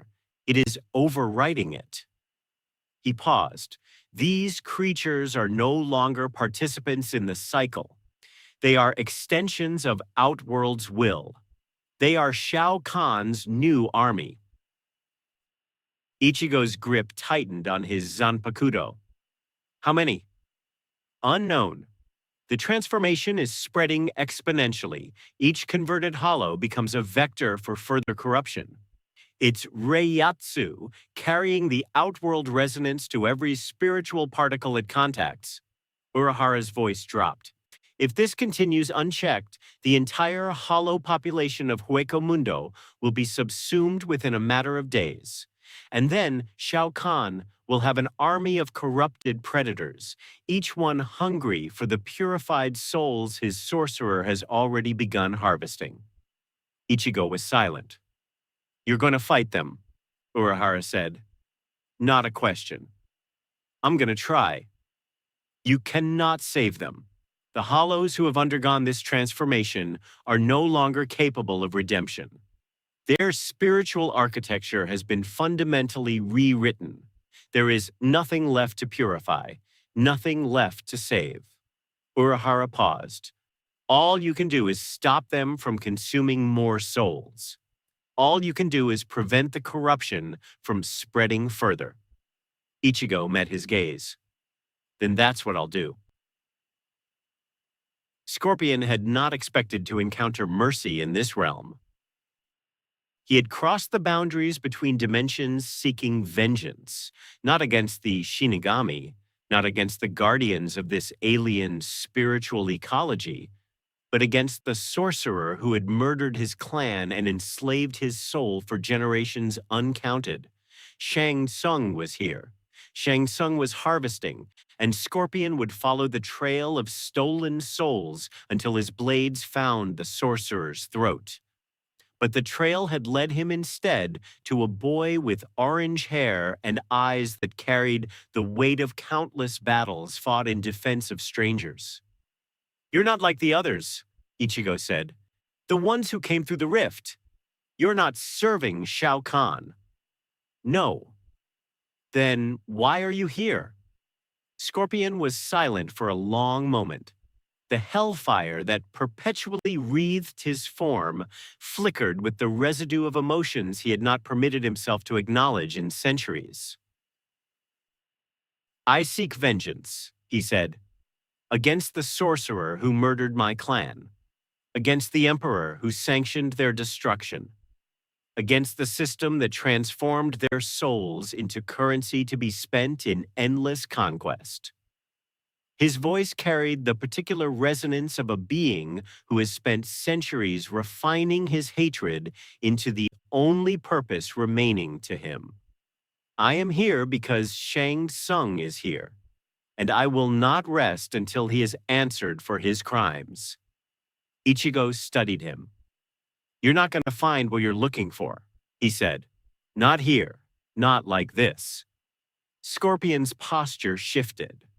Not to aggression, to something that resembled distantly curiosity. "Explain." "Vengeance requires an ending, a moment of resolution where the scales are balanced and the debt is paid and the avenger can finally stop." Ichigo's voice carried the weight of personal experience. "But Shang Tsung has spent 10,000 years accumulating power. He's absorbed so many souls, lived so many lives, committed so many atrocities that no single act of vengeance could possibly balance his accounts. You could kill him 1,000 times and he would still owe more than you could ever collect." "Then I will kill him 1,000 times." Scorpion's voice carried no hesitation. "And 1,000 more after that. And when his essence is finally exhausted, when his stolen souls are finally liberated, when his name is finally erased from the memory of existence, then I will find another enemy to hunt, and another after that, and another. And you'll never stop." "No." Scorpion's hellfire flickered with the intensity of his conviction. "I will never stop. I will never rest. I will never forgive. The clan that Shang Tsung destroyed will have their vengeance, if not through justice, then through my eternal pursuit of it." He paused. "This is not a choice. This is not a burden. This is the only purpose remaining to me." Ichigo was silent for a long moment. "I understand," he said finally. "More than you know." Scorpion did not respond. But his hellfire, when Ichigo turned to leave, burned with a slightly different intensity than before. Toshiro Hitsugaya had fought many battles across his centuries of service to the Soul Society. He had faced Hollows, Arrancar, rogue Shinigami, and the accumulated might of Aizen's ambitions. He had frozen armies, shattered fortifications, reduced his enemies to crystalline fragments that dissolved into the spiritual particles from which they had emerged. He had never fought an opponent who moved like Sub-Zero. Their battle had not concluded. It had merely paused, each warrior recognizing in the other a reflection of their own elemental nature, their own disciplined mastery, their own centuries of accumulated technique. They circled each other now in the frozen courtyard of the Northern District, their ice mingling on the shattered flagstones in patterns neither could fully control. "You hesitate," Sub-Zero observed. "Your ice flows around me rather than through me. You seek to contain rather than destroy. My objective is not destruction." Hitsugaya's voice carried the particular calm of a man who has spent centuries learning to suppress his emotions in combat. "My objective is the preservation of this realm and its inhabitants. Destruction is a means to that end, not an end in itself. And if preservation requires destruction, then I destroy. But I do not mistake the necessity for the virtue. Hitsugaya paused. Your realm teaches otherwise. Sub-Zero was silent for a long moment. My realm teaches that survival requires sacrifice, that the preservation of the many sometimes demands the destruction of the few, that mercy extended to enemies becomes cruelty extended to allies. His voice carried the weight of centuries. I have killed men who did not deserve death. I have executed warriors whose only crime was loyalty to a fallen cause. I have made choices that haunt my dreams and will continue to haunt them until the day I finally join my clan's ancestors. And you believe this makes you strong? I believe it makes me survive. Sub-Zero's voice dropped. Your realm has spent millennia refining the art of coexistence. You have developed sophisticated mechanisms for integrating threats into your existing order, for transforming enemies into participants in the cycle you defend. These mechanisms have served you well against threats that recognize the legitimacy of coexistence. He paused. But Shao Kahn does not recognize coexistence. He does not acknowledge the legitimacy of any order except his own. He does not negotiate, does not compromise, does not accept any outcome except absolute victory or absolute defeat. His gaze met Hitsugaya's. Your mechanisms will fail against him. Your sophisticated strategies for integration and transformation will prove irrelevant. You will be forced to choose between the destruction of your enemies and the destruction of everything you have sworn to protect. Hitsugaya was silent. And when that choice comes, Sub-Zero continued, you will discover whether your centuries of discipline have prepared you to make it. In the throne room of the First Division, where the weight of Yamamoto's authority had remained unchallenged for longer than most civilizations had existed, Raiden stood before the assembled captains and spoke words that no god of Earthrealm had ever spoken. The elder gods are silent. The silence that followed was not contemplative. It was the silence of warriors who have just learned that the foundation upon which they had built their understanding of the threat was fundamentally unstable. Explain, Yamamoto said. His voice carried no inflection. It did not need to. I have attempted to contact them through every means available to my divine nature. I have prayed, meditated, performed the ancient rituals that have connected Earthrealm's protector to the cosmic authorities since before Mortal Kombat's first tournament. I have received no response. Raiden paused. Not refusal, not denial, silence. As though the elder gods have withdrawn their attention from this conflict entirely. And what does this silence signify? Raiden was silent for a long moment. I do not know, he said finally. In 10,000 years of service to the elder gods, I have never encountered this phenomenon. They have always responded to my petitions, not always favorably, not always with the guidance I sought, but always with acknowledgement.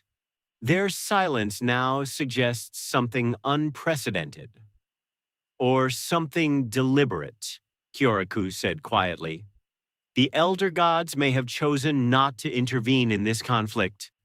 They may have determined that the merging of our realms is not within their jurisdiction, or that Shao Kahn's conquest of Soul society does not violate their covenant.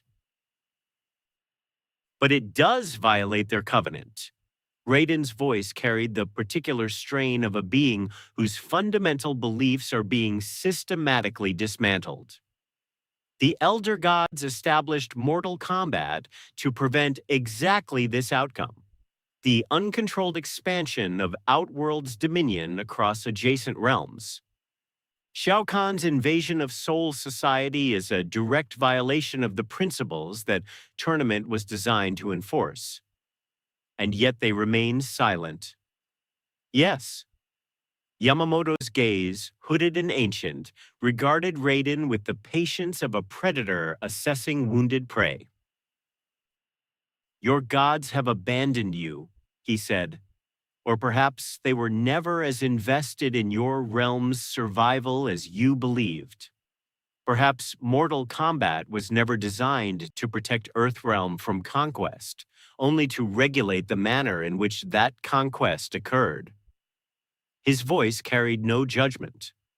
Perhaps you have spent 10,000 years serving an illusion. Raiden did not answer. He could not. But the silence that stretched between them was not the silence of defeat. It was the silence of a being who has spent 10,000 years obeying cosmic law and is only now beginning to question whether that law was ever just. Ichigo found her in the gardens of the Kuchiki estate, where cherry blossoms continued their eternal fall and the weight of centuries pressed gently against the consciousness of all who walked there. Rukia did not turn at his approach. She did not need to. Her spiritual pressure, usually so carefully controlled, flickered at the edges with emotions she would never acknowledge in formal company. They're dying, she said.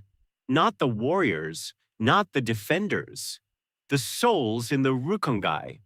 The ones who have waited decades, centuries for their turn to return to the cycle. Shang Tsung is harvesting them like wheat, and we cannot stop him.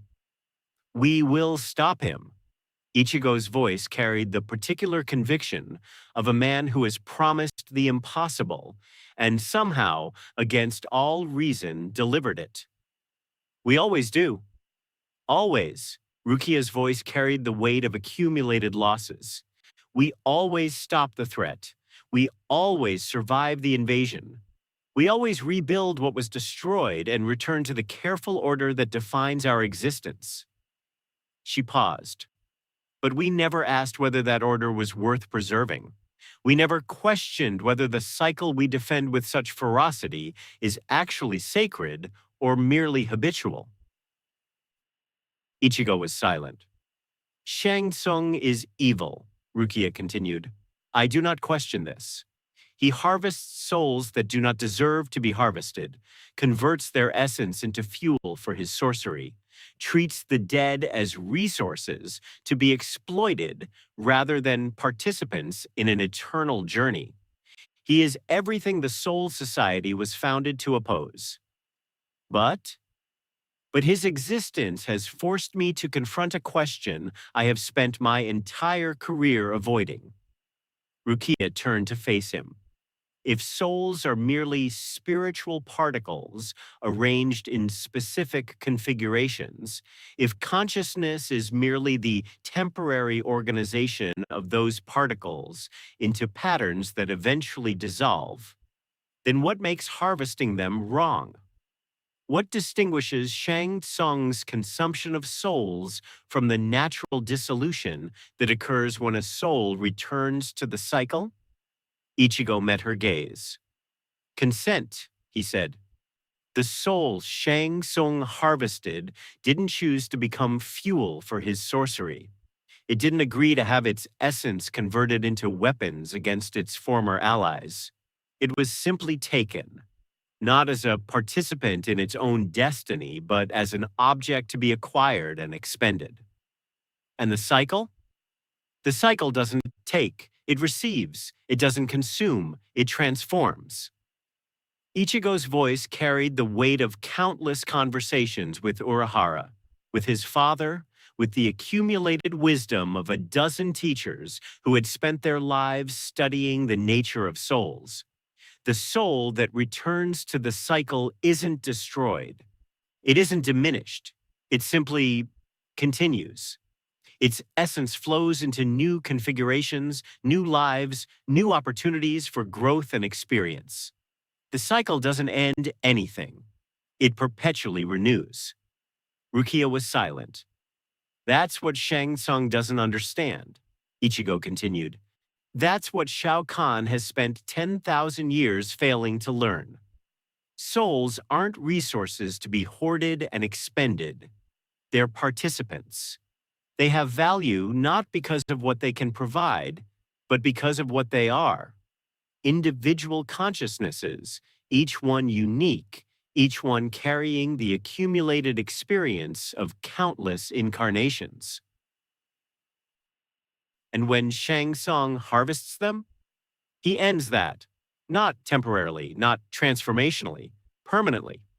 The souls he consumes don't return to the cycle. They don't flow into new lives or new experiences. They simply stop. Their journey, which has continued across millennia of death and rebirth, terminates in his stomach. Ichigo's voice dropped. He doesn't just kill them, he erases them. Rukia was silent for a long moment. When did you become the philosopher? She asked. Her voice carried the particular warmth that she reserved for moments of genuine emotional vulnerability.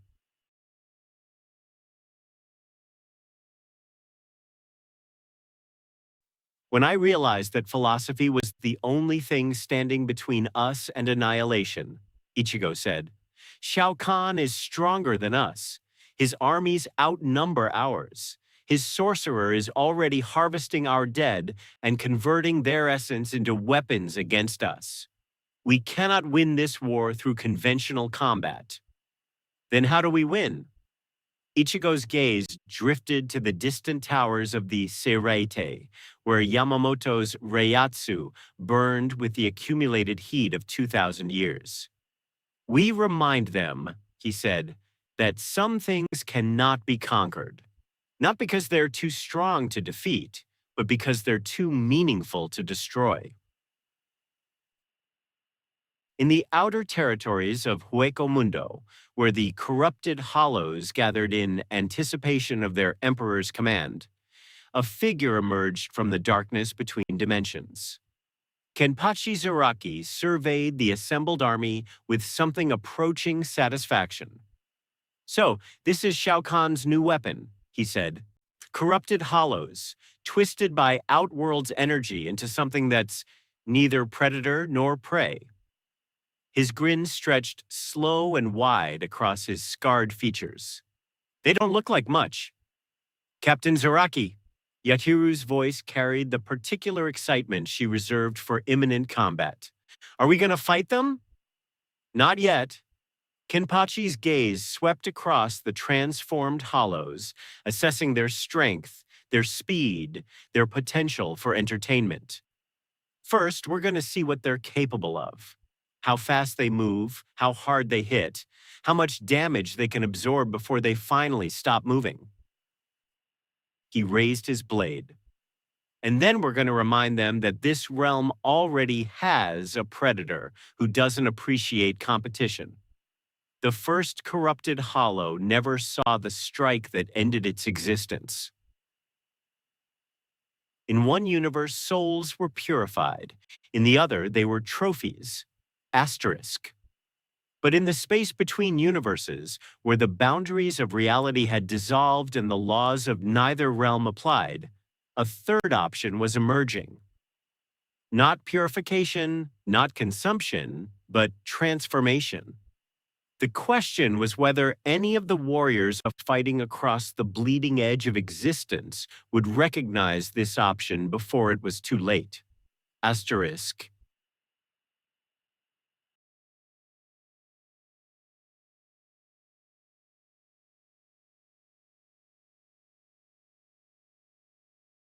The sky above the Seirete had not burned in 2,000 years. Not since Yamamoto Genryusai Shigakuni had last unleashed the full power of Ryujin Jaka against enemies who threatened the foundation of the order he had dedicated his existence to preserving. Not since the ancient wars that had shaped the Soul Society's boundaries and defined its relationship with the realms adjacent to its jurisdiction. Not since the Captain Commander had been younger, more impulsive, more willing to accept the collateral damage of absolute power. Tonight, the sky burned. Yamamoto stood at the center of the conflagration, his aged features illuminated by the flames that had answered his summons across 2 millennia of disciplined restraint. His haori, the white garment that signified his authority over the 13 court guard companies, billowed in the thermal currents generated by his released Zanpakuto. His staff, the simple wooden implement that had accompanied him through countless battles, rested forgotten at his feet. Before him stood an emperor who had never known defeat. Shao Kahn surveyed the inferno with something approaching appreciation. His armor, forged in the heart of Outworld's corrupted furnaces and enchanted to withstand the assaults of lesser gods, shimmered with the residual heat of near misses. His helm concealed whatever expression might have crossed his features, but his posture communicated the particular alertness of a predator who has finally encountered worthy prey. 2,000 years, Shao Kahn said. 2,000 years of accumulated spiritual pressure, refined through constant vigilance against internal and external threats. 2,000 years of disciplined restraint, of power deliberately limited to preserve the order you serve. His voice carried the weight of 10,000 years of conquest.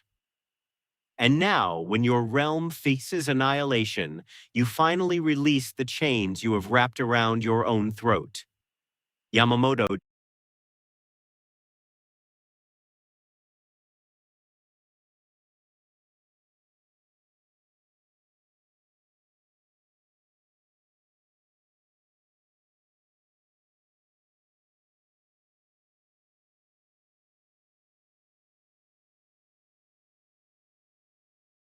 did not respond. His silence was not the silence of intimidation or uncertainty.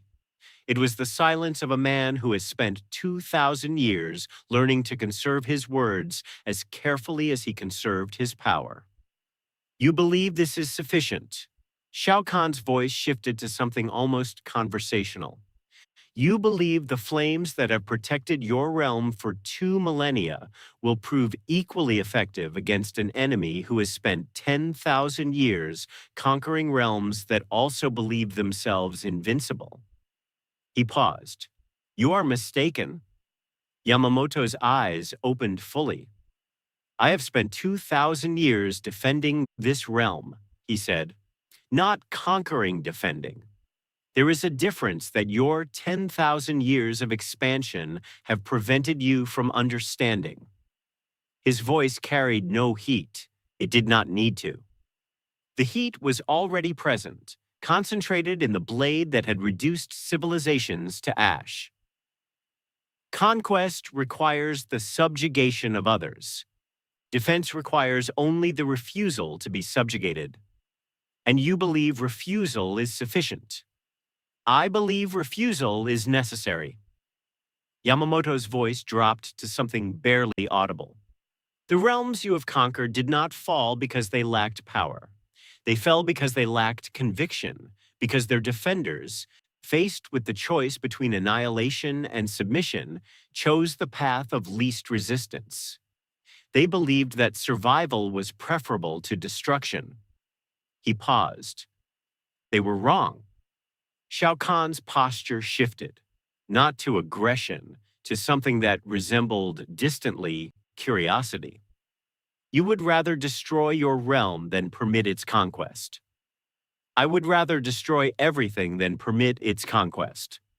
Yamamoto's voice carried the weight of 2,000 years of absolute certainty. The cycle of souls is not merely an institution. It is not merely a system. It is the foundation upon which this reality exists, the covenant between the living and the dead that has persisted since before the first Shinigami drew their first blade. If that cycle is corrupted, If its participants are harvested and weaponized against their former allies, then existence itself loses its meaning. And you would end existence rather than permit its corruption, if necessary. Yamamoto's gaze met Shao Kahn's with the particular intensity of a man who has already made peace with his own annihilation. But I do not believe it will be necessary. No? No. Yamamoto raised Ryujin Jaka. Because before I destroy my realm to preserve its soul, I will destroy you. The flames surged forward. Raiden had never witnessed combat at this magnitude. He had fought in Mortal Kombat. He had battled Shao Kahn himself, exchanging blows with the Emperor across the sacred arena of the tournament's final match. He had witnessed the destruction of realms, the subjugation of populations, the systematic harvesting of souls by sorcerers whose cruelty exceeded even Shang Tsung's refined appetite. But he had never witnessed this. Yamamoto did not fight like a champion. He did not fight like a god, or a conqueror, or a warrior seeking victory through superior technique. He fought like a force of nature, not opposing Shao Kahn's assault, but overwhelming it. His flames did not merely burn, they annihilated, reducing spiritual particles to their fundamental components and scattering them across dimensions. And Shao Kahn laughed. Yes, the Emperor roared, his voice carrying across the burning sky with the resonance of absolute dominion. Yes, this is what I have sought across 10,000 years of conquest. Not submission resistance, not the easy victory of opponents who recognize their inferiority and surrender before the battle begins. The struggle of equals, the contest of champions whose power matches my own. He raised his hammer. Your flames are impressive, Guardian. Your 2,000 years of disciplined restraint have forged a weapon capable of wounding even an emperor. His smile was the smile of a predator who has finally encountered prey capable of fighting back. But restraint is also limitation. You have spent millennia learning to control your power, to channel it through the narrow channels of defensive necessity. You have never learned to release. Yamamoto's flames intensified. I have learned that power without discipline is merely destruction, he said. I have learned that the ability to annihilate carries with it the responsibility to refrain from annihilation. I have learned that the strongest warriors are not those who defeat the most enemies, but those who prevent enemies from ever needing to be defeated. And this wisdom has made you weak. No. Yamamoto's voice carried the particular certainty of a man who has spent 2,000 years proving his philosophy correct. It has made me selective. I do not waste my power on enemies unworthy of its application. I do not burn villages to eliminate bandits. I do not destroy civilizations to punish their rulers. He paused. But you, Emperor of Outworld, are not a bandit. Your ambition is not limited to villages, and your civilization has already demonstrated its willingness to destroy my realm's most sacred institutions. His flames surged higher. You are worthy of my power. Ichigo felt the heat before he understood its source. He had sensed Yamamoto's Reiatsu before, countless times across countless battles and assemblies and moments of diplomatic tension. The Captain Commander's spiritual pressure was a constant presence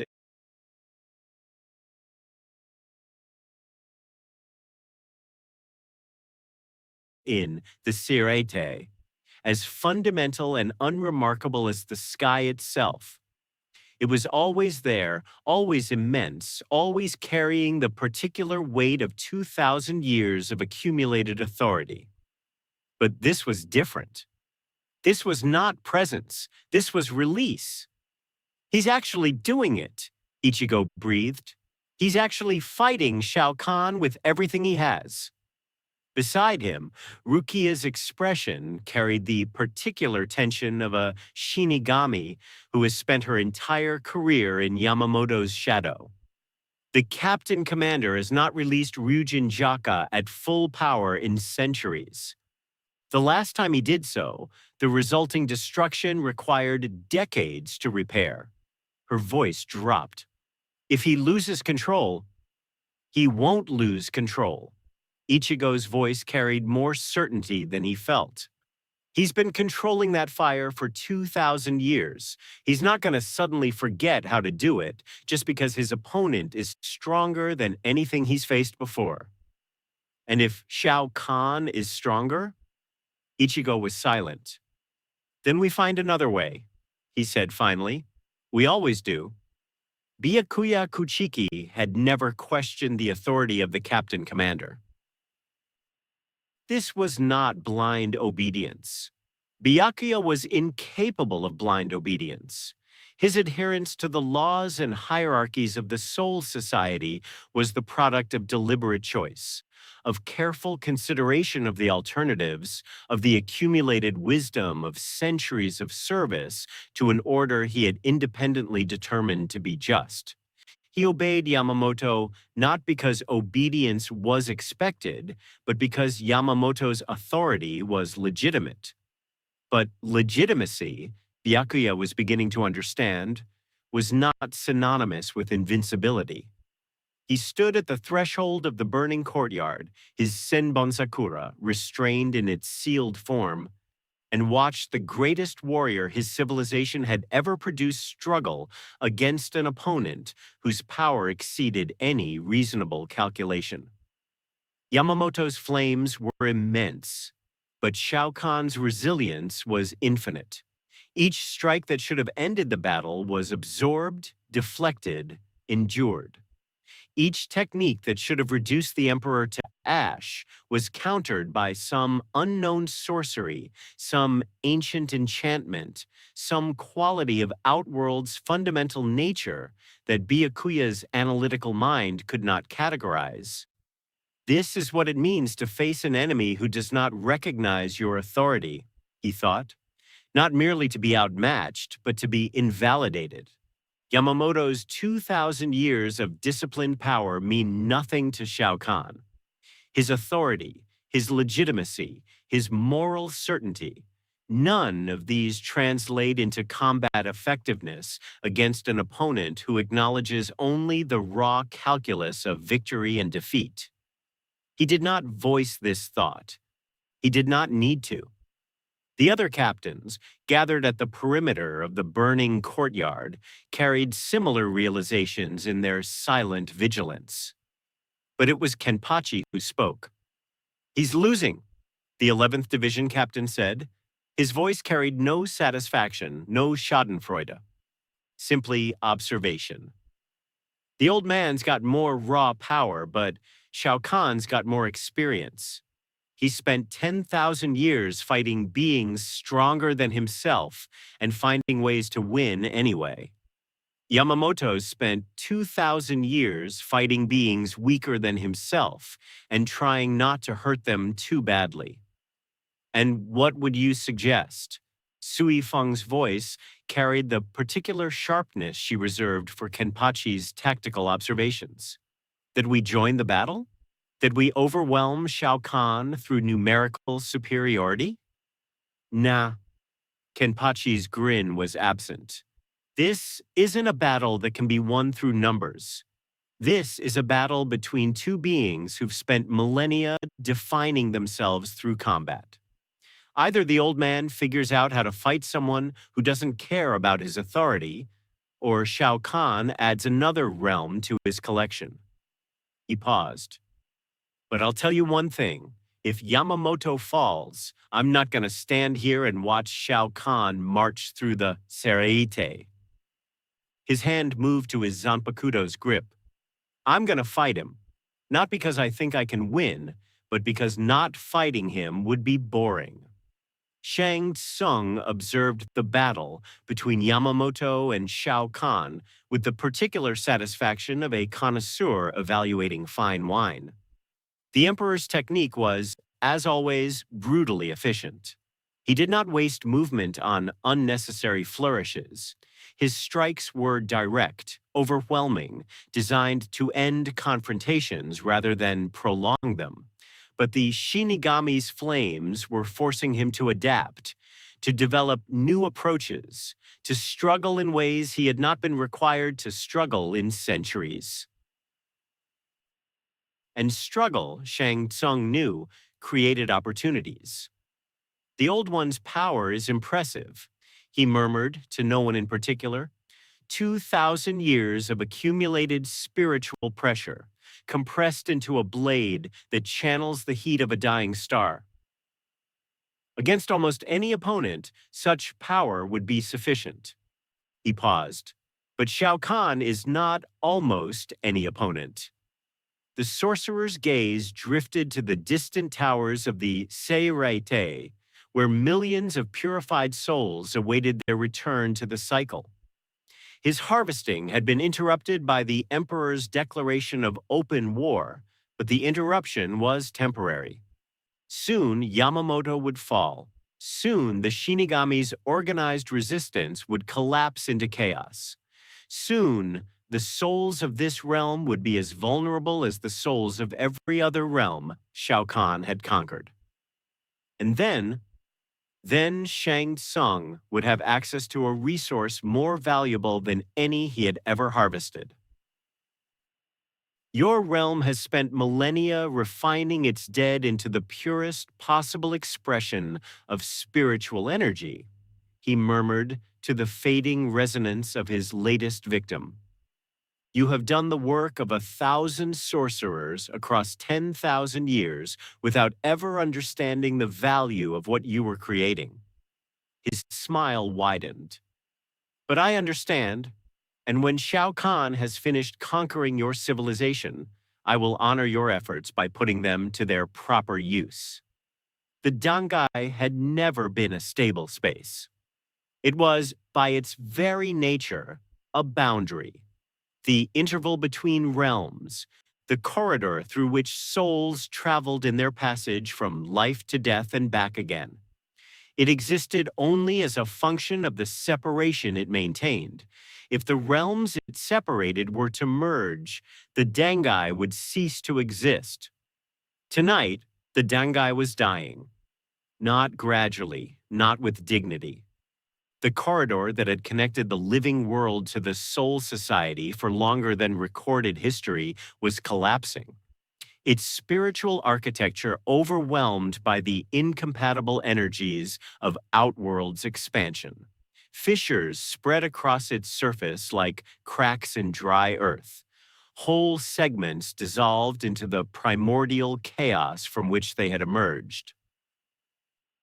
And through those fissures, the realms began to merge. It was not a clean merging. It was not the harmonious integration of complementary systems that the philosophers of both universes had occasionally theorized. It was violent, reality tearing itself apart to accommodate incompatible fundamental principles. Spiritual ecosystems that had evolved in isolation suddenly forced into direct competition for resources and territory. The sky of the Seiraite, already bleeding with the colors of Outworld's corruption, began to change. Patches of Huecomundo's eternal twilight appeared alongside fragments of the living world's blue atmosphere. The ground beneath the Shinigami's feet occasionally shifted, transforming from the polished stone of the Seiraite's walkways to the corrupted earth of Outworld's wastelands. And through it all, Yamamoto and Shao Kahn continued their battle.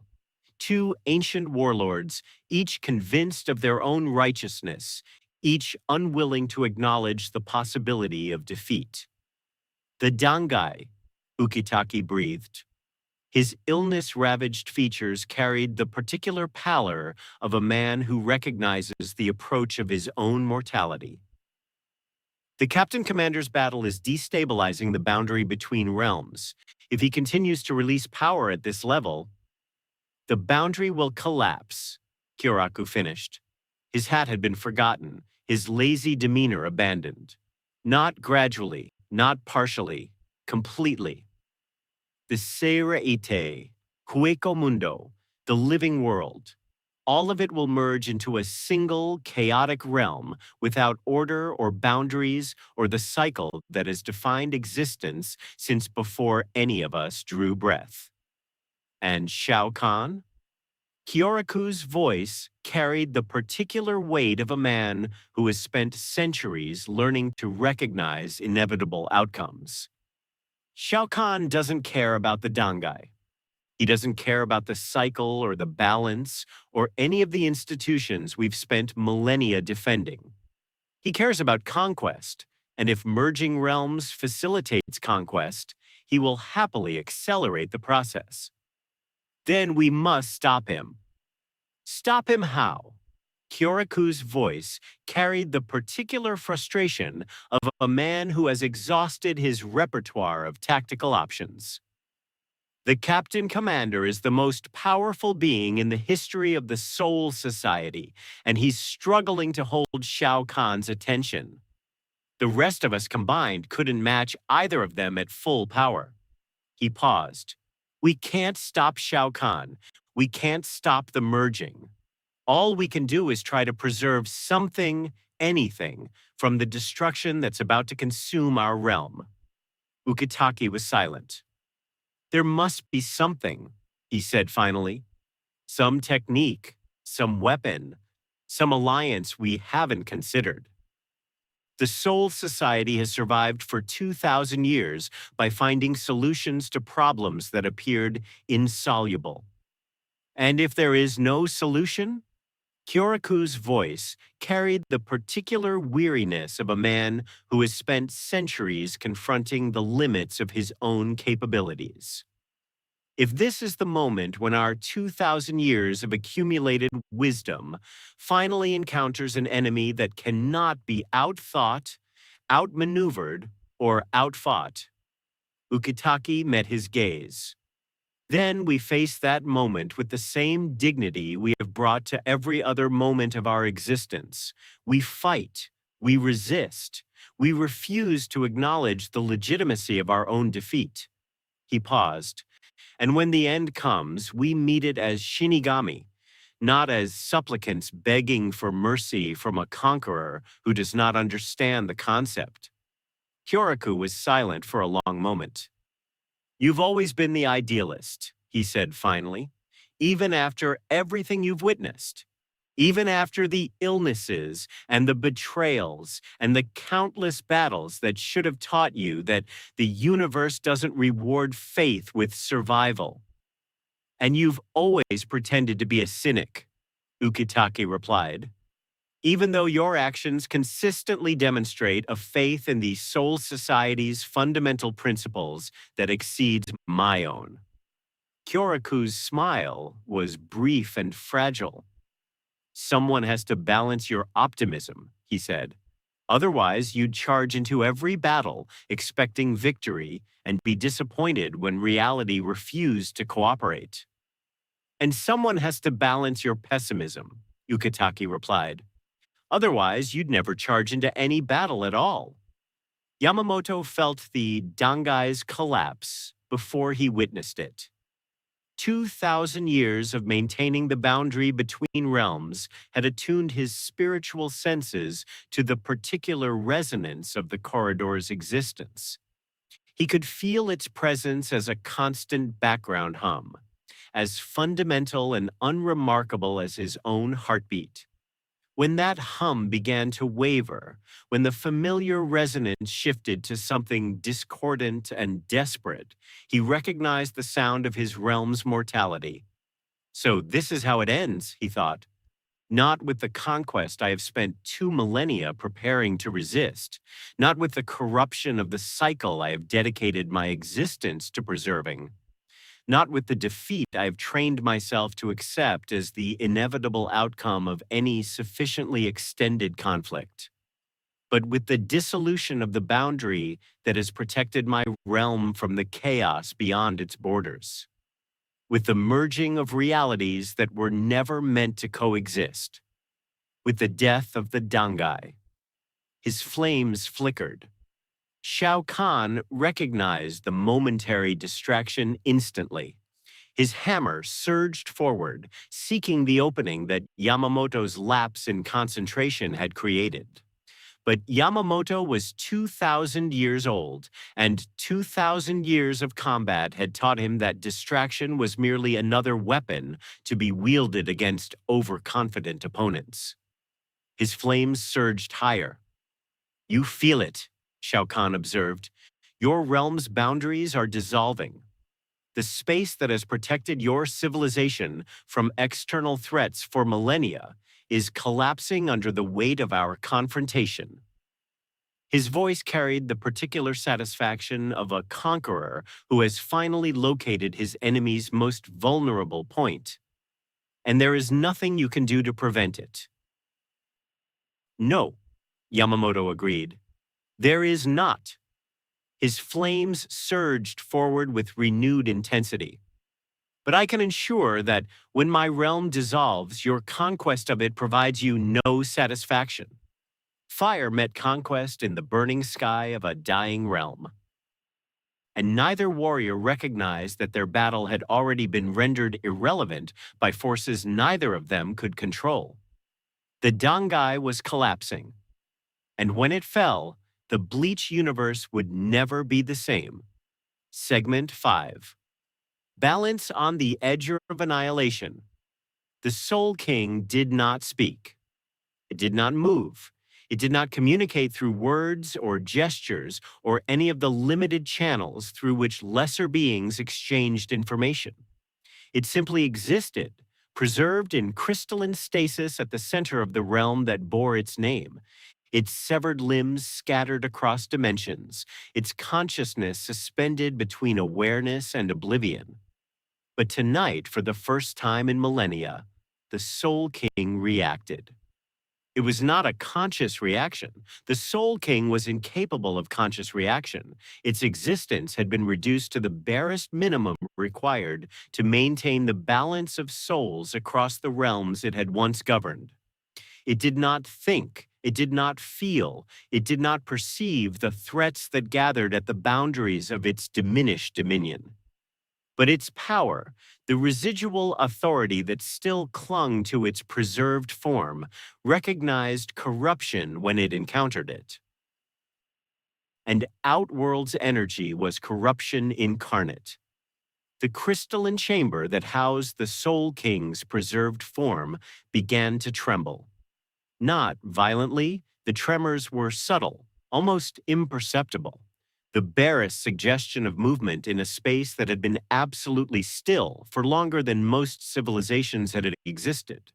But the Shinigami, who maintained eternal vigilance over their realm's center, recognized the tremors for what they were. Warning. "The Soul King is responding to the merging," Captain Kyoraku said. His voice carried the particular weight of a man who has spent centuries preparing for contingencies that he hoped would never arise. Its power is attempting to reassert the boundaries that Outworld's invasion has violated. And if it succeeds? Ukitaki's voice carried the particular strain of a man whose illness had chosen this precise moment to remind him of his mortality. Then the merging reverses. The Dangai reforms, the realms separate, and Shao Kahn's invasion is repelled by forces beyond his comprehension or control. Kyoraku paused. And the Soul King's preserved existence, already fragile after millennia of stasis, is further destabilized by the expenditure of power required to achieve this outcome. You're saying that defeating Shao Kahn might destroy the Soul King? I'm saying that surviving Shao Kahn might destroy the Soul King. Kyoraku's voice dropped. And without the Soul King to maintain the balance of souls, the cycle collapses. Not gradually, not with dignity, immediately. Every soul in every realm of the Bleach universe, the living, the dead, the purified, the corrupted, all of it dissolves into the primordial chaos from which it emerged. Ukitake was silent. So we face a choice, he said finally. Defeat Shao Kahn and lose the Soul King, or lose to Shao Kahn and watch him harvest our dead until there's nothing left to save. Yes, and there is no third option.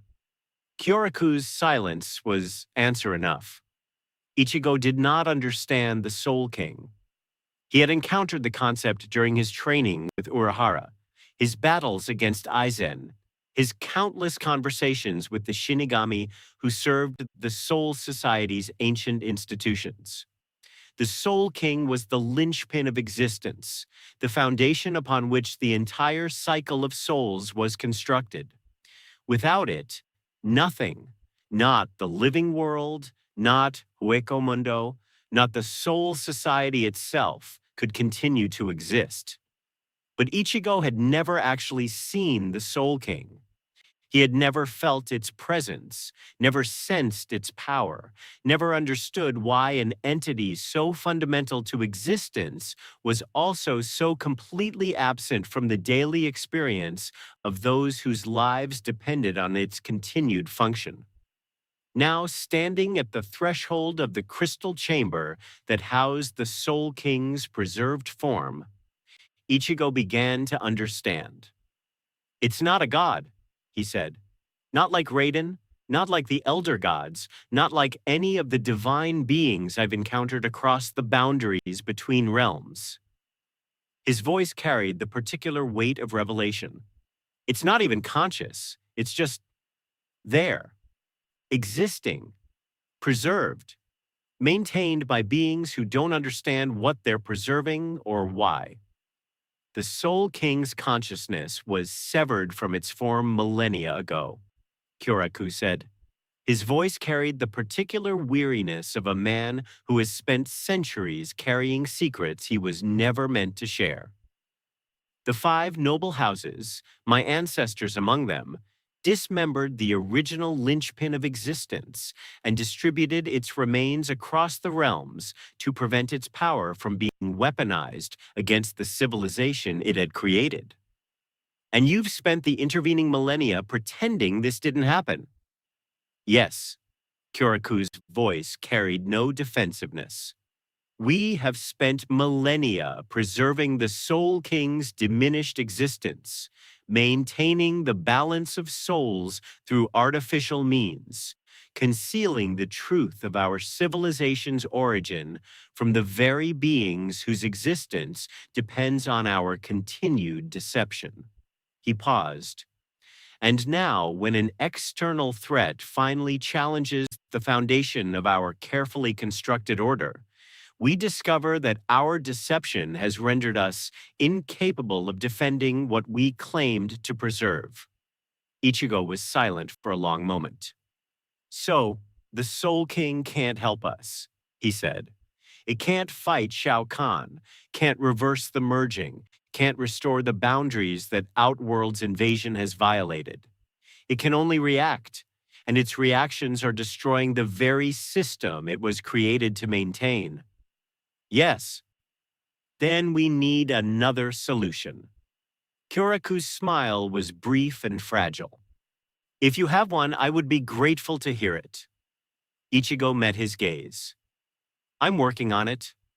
Raiden had spent 10,000 years serving gods who did not answer his prayers. He had accepted this. He had rationalized it. He had told himself that the elder god's silence was not abandonment, but deference, that they trusted him to fulfill his duties without constant supervision, that their withdrawal from the affairs of Mortal Kombat was evidence of their faith in his capabilities rather than their indifference to his struggles. But standing now at the threshold of the Soul King's crystal prison, witnessing the death throes of an entity that had been reduced from cosmic authority to preserved specimen, Raiden could no longer maintain his comfortable rationalizations. The Elder Gods were not silent because they trusted him. They were silent because they did not care. This is what becomes of gods, he murmured. Not conquest, not annihilation, preservation, reduced to the barest minimum of existence, maintained by lesser beings who have forgotten what their creator once represented. His voice carried the particular weight of a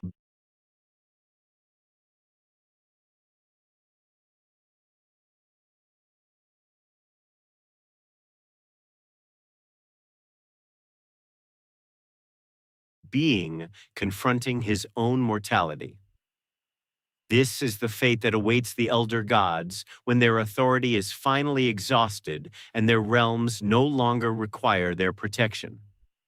Or, Ichigo said, this is the fate that awaits gods who permit themselves to become dependent on the worship of lesser beings.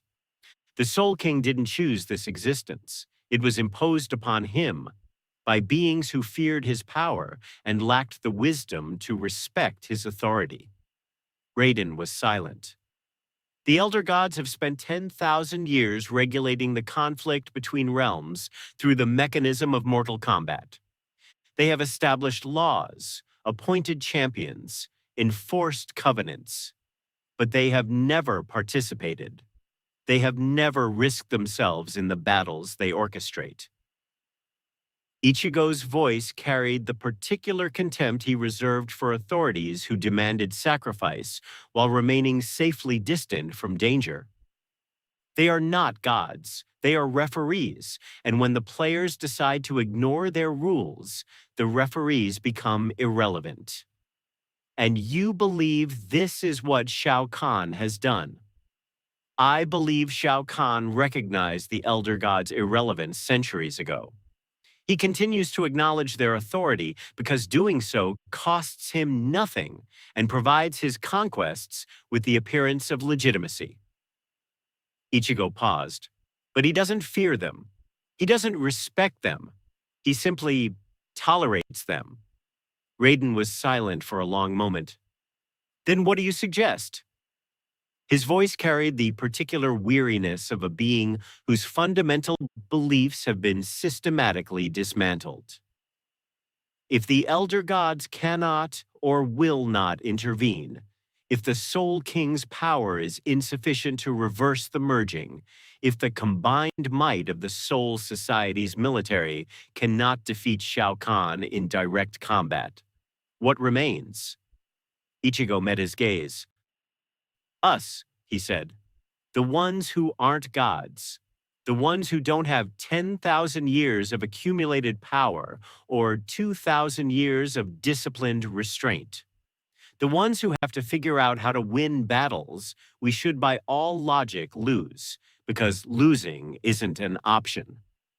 And you believe this is sufficient. I believe it's all we have. Ichigo's voice carried the particular conviction of a man who has spent his entire existence proving that insufficient resources are not synonymous with inevitable defeat.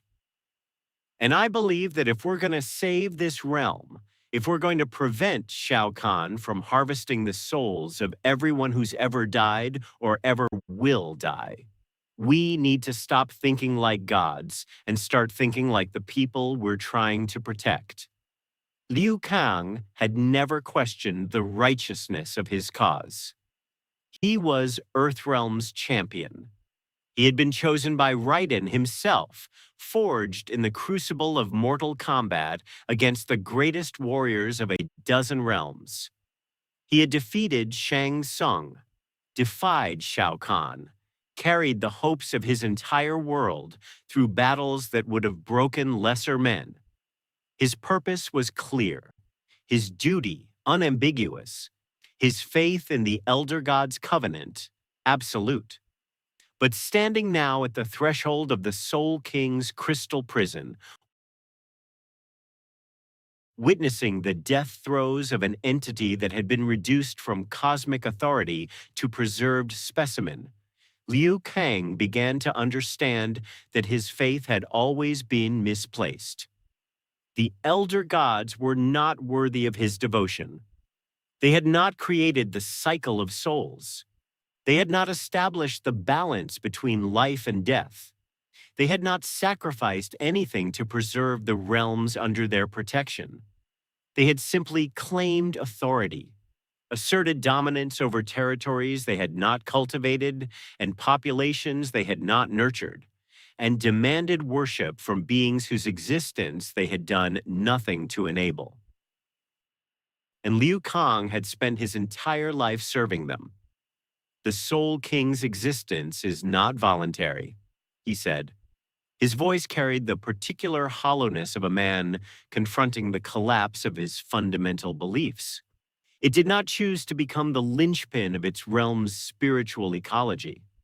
It did not volunteer for preservation, for dismemberment, for the endless stasis that has defined its existence for millennia. Its authority was imposed upon it by beings who feared its power and lacked the wisdom to respect its autonomy. Yes, Gyoraku said, this is the foundation upon which our civilization is constructed. Not consent, not cooperation, domination. The subjugation of a greater power by lesser beings who recognized that they could not compete with it on equal terms. And you have spent millennia justifying this subjugation. We have spent millennia preserving it. Kyoraku's voice carried no defensiveness. The Soul King's power, uncontrolled and undirected, would have destabilized the very cycle it was created to maintain.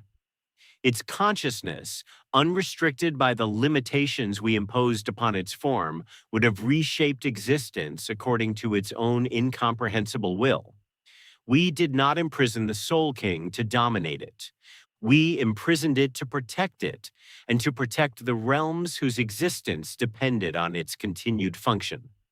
Liu Kang was silent. And now, he said finally, your protection has rendered the Soul King incapable of defending itself against external threats. Your preservation has reduced a cosmic authority to a preserved specimen. Your domination has transformed a god into a resource, to be maintained, to be exploited, to be expended when the civilization that imprisoned it finally encounters an enemy it cannot defeat through conventional means. Yes, Kyoraku said, this is the consequence of our choices. This is the price of our survival. He paused. And this is the burden we will carry for the remainder of our existence, however long or short that existence may be. Shang Tsung had not anticipated the Soul King's reaction. He had spent millennia studying the nature of souls, the mechanics of harvest and assimilation, the subtle variations in spiritual resonance that distinguished one realm's dead from another's. He had consumed the essence of champions and emperors, sorcerers and gods. He had believed himself capable of assimilating any soul, regardless of its origin or power level. But the Soul King was not a soul. It was something else entirely, something older than souls, more fundamental than the cycle through which they passed. Its essence was not spiritual particles arranged in specific configurations, but the potential from which all spiritual particles emerged. It was not a participant in the cycle. It was the cycle itself, given form and consciousness and the terrible weight of absolute authority. And it was dying. Not gradually, not with dignity. The Soul King's death was the death of a star, not extinction, but transformation. Its essence, compressed for millennia within the crystalline prison that confined its form, was finally being released. Not through conscious choice, not through the deliberate sacrifice of its preserved existence, but through the simple, irreversible consequence of accumulated damage. Shang Tsung observed this transformation with something approaching reverence. So, this is what awaits all gods, he murmured. Not conquest, not annihilation, dissolution. the gradual, inexorable release of accumulated power into the primordial chaos from which all existence emerged. His voice carried the particular satisfaction of a man who has finally located the source of a mystery that has eluded him for millennia. And I will be present to harvest the residue. His magic surged forward. No. Ichigo's blade intercepted Shang Tsung's sorcery with the particular resonance of steel meeting immaterial force. The sorcerer's expression shifted from satisfaction to annoyance to something that resembled, distantly, curiosity. You would deny me this harvest, Shang Tsung said, even though the Soul King's dissolution is inevitable. Even though the essence it releases will be dispersed across dimensions, lost to the chaos from which it emerged, contributing nothing to the preservation of the realm you claim to protect. He paused. Even though my assimilation of that essence would grant me the power to challenge Shao Kahn himself, to end his conquest not through the uncertain outcome of Mortal Kombat, but through the absolute certainty of my own supremacy. I don't care about your supremacy. Ichigo's voice carried the particular coldness he reserved for enemies who believed their ambitions justified any atrocity. I don't care about your ability to challenge Shao Kahn. I don't care about the power you could gain from harvesting the Soul King's essence. Then what do you care about? Ichigo met his gaze. The souls you've already harvested, he said. The ones you've consumed and assimilated and converted into fuel for your sorcery. The ones whose existence you've terminated, whose journeys you've ended, whose memories you've erased as thoroughly as if they had never existed at all. Shang Tsung's smile did not waver. You believe you can save them, he said. You believe that by defeating me, by destroying the vessel that contains their assimilated essence, you can somehow restore the souls I have harvested to their original state. His voice carried the particular amusement of a predator who has encountered prey that refuses to recognize its own vulnerability. This is not possible. The souls I consume become part of me. They do not retain individual consciousness. They do not remember their former existences. They do not yearn for liberation from a state they no longer recognize as imprisonment. Then I'll make it possible. And how precisely do you intend to achieve this impossibility? Ichigo's grip tightened on his Zanpakuto. I don't know yet, he said, but I'm going to figure it out.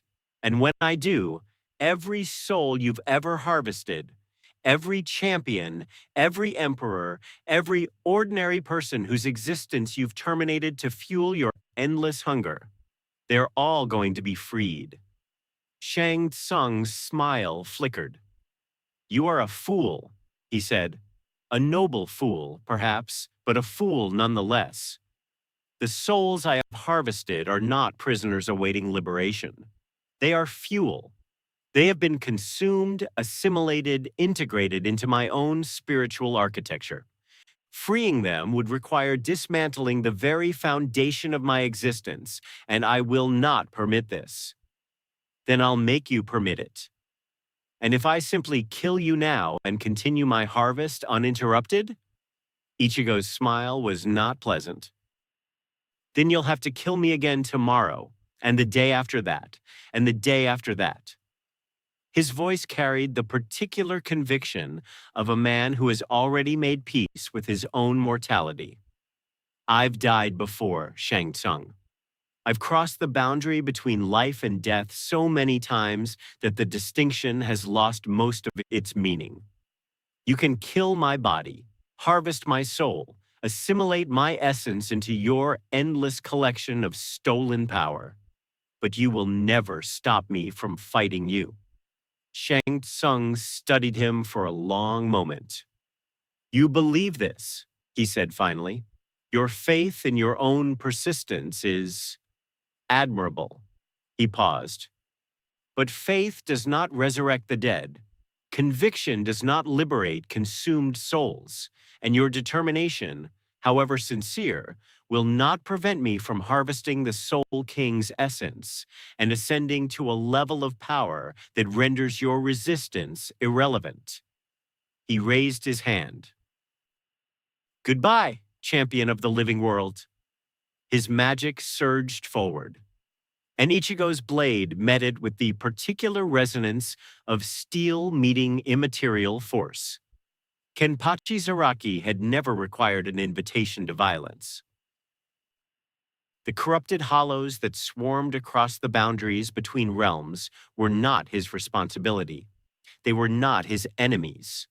They were simply there, obstacles between him and the battle he truly desired, the confrontation with Shao Kahn that would finally test the limits of his endless appetite for combat. But obstacles, Kenpachi had learned, were merely opponents who had not yet realized their own vulnerability. Captain Zaraki. Yachiru's voice carried the particular excitement she reserved for moments of maximum chaos. There are so many of them. Yeah. Kenpachi's grin stretched slow and wide across his scarred features. There really are. His blade moved. The first corrupted hollow died without understanding what had ended its existence. The second lasted slightly longer, perhaps a full second of awareness before Kenpachi's strike reduced its transformed form to scattered spiritual particles. The third, fourth, and fifth fell simultaneously, their shared attempt to coordinate their assault rendered irrelevant by the simple fact that Kenpachi did not require coordination to kill. This is boring, he observed. Shao Kahn sends an army of corrupted hollows against the Soul Society, and they can't even slow me down. His voice carried the particular disappointment of a man who has spent his entire existence searching for opponents capable of providing genuine entertainment. What's the point of conquering realms if your soldiers are too weak to challenge anyone worth fighting? The point, a voice said from behind him, is not to challenge you. Kenpachi turned. The figure that had addressed him wasn't a hollow. It was not a Shinigami. It was not any form of life Kenpachi had encountered in his centuries of wandering the boundaries between realms. It was simply there, a presence that had not existed moments before, that had somehow materialized without triggering any of the spiritual sensors that normally alerted Kenpachi to approaching threats. And you are? The figure's smile was the smile of a man who has spent 10,000 years perfecting the art of appearing when least expected. I am Shang Tsung, it said, and I have come to offer you a proposition. Kenpachi's grin did not waver. I don't make deals. No, you fight. Shang Tsung's voice carried the particular appreciation of a connoisseur evaluating fine wine. You have spent your entire existence seeking opponents worthy of your attention, and you have consistently been disappointed by the inadequacy of those who answer your challenge. He paused. I can offer you an opponent who will not disappoint. Shao Kahn. Yes. Shang Tsung's smile widened. The Emperor has spent 10,000 years conquering realms and defeating champions. He has never encountered an opponent capable of matching his power in direct combat. His voice dropped to something almost conspiratorial. But you are not a champion. You are not a defender. You are not motivated by duty or honor or the preservation of cosmic balance. You are motivated by the simple, pure desire to test your strength against the strongest opponent available. Kenpachi was silent. I can give you that opponent, Shang Tsung continued. Not through alliance. I do not expect your loyalty, and I would not trust it if you offered it. But through opportunity, I can create the circumstances under which you and Shao Kahn meet in combat without interference from Yamamoto or Raiden or any of the other beings who would seek to deny you the confrontation you desire. And what do you get out of it? Shang Tsung's smile did not waver. While you occupy Shao Kahn's attention, he said, I will harvest the Soul King's essence. By the time your battle concludes, regardless of its outcome, my power will have transcended the limitations that have constrained me for 10,000 years. And neither you nor Shao Kahn will be capable of challenging my supremacy. Kenpachi considered this. So you're using me, he said, distracting the Emperor while you steal the power that's been keeping this realm's souls in balance for millennia. Yes. And you expect me to just go along with this? I expect you to recognize that this arrangement serves your interests as effectively as it serves mine. Shang Tsung's voice carried the particular patience of a man who has spent millennia negotiating with beings who believe themselves incapable of negotiation. You will fight Shao Kahn. You will discover whether your endless search for worthy opponents has finally reached its conclusion. You will experience combat at a level of intensity you have never previously achieved. He paused. And when the battle ends, you will have learned something about the limits of your own power that centuries of fighting weaker opponents could never teach you. Kenpachi was silent for a long moment. You're still using me, he said finally, and I don't like being used. Then refuse. Shang Tsung's voice carried no disappointment. Continue fighting corrupted hollows. Continue protecting a realm that has never appreciated your contributions to its defense. Continue searching for opponents worthy of your attention among the limited population of beings who have never encountered anything more challenging than a moderately powerful Arankar. He paused.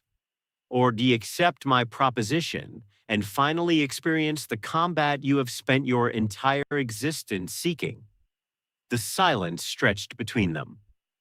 One condition, Kenpachi said. Shang Tsung's expression shifted to something that resembled, distantly, curiosity. Name it. When I fight Shao Kahn, I fight Shao Kahn. You don't interfere. No sorcery, no assassination attempts, no opportunistic harvesting while the Emperor's distracted with our battle. You stay out of it, and let me find out whether I can actually beat him. Shang Tsung inclined his head. Agreed. Kenpachi's grin returned. Then we have a deal. Balance on the edge of annihilation. The Soul King dying, the Dangai collapsing, Shao Kahn and Yamamoto locked in combat that neither could win and neither would abandon. And in the spaces between these catastrophes, beings who had spent millennia defining themselves through opposition to each other's fundamental principles were beginning to recognize that their differences were less significant than the threat they collectively faced. Not alliance, not friendship, but something that resembled distantly recognition. And recognition, in the chaos of collapsing realms, was the closest approximation to hope that any of them could realistically achieve. Segment 6. The cycle cannot be conquered. The sky above the Seraite had become something that no longer resembled sky. It was not the blue of the living world, not the twilight of Hueco Mundo, not the corrupted purple of Outworld's expansion. It was something else entirely, a merging of all these possibilities, the accumulated spiritual residue of a dozen realms compressed into a single unstable firmament. Patches of familiar color drifted across its surface like ice flows on an alien sea, fragments of reality that had not yet been consumed by the chaos spreading from the Dangai's collapse. And at the center of this chaos, two ancient warriors continued their battle. Yamamoto's flames had diminished. Not from exhaustion, the captain commander's power was not so easily depleted, but the Dangai's collapse had fundamentally altered the spiritual ecology of the realm he was fighting to defend.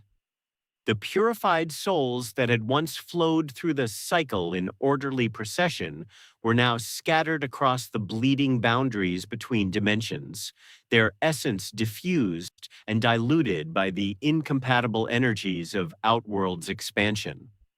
His fire fed on souls. It always had.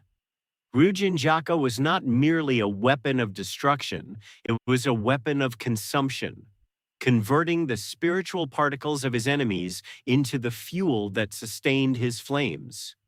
But the souls that now drifted through the collapsing boundaries were not enemies. They were not combatants.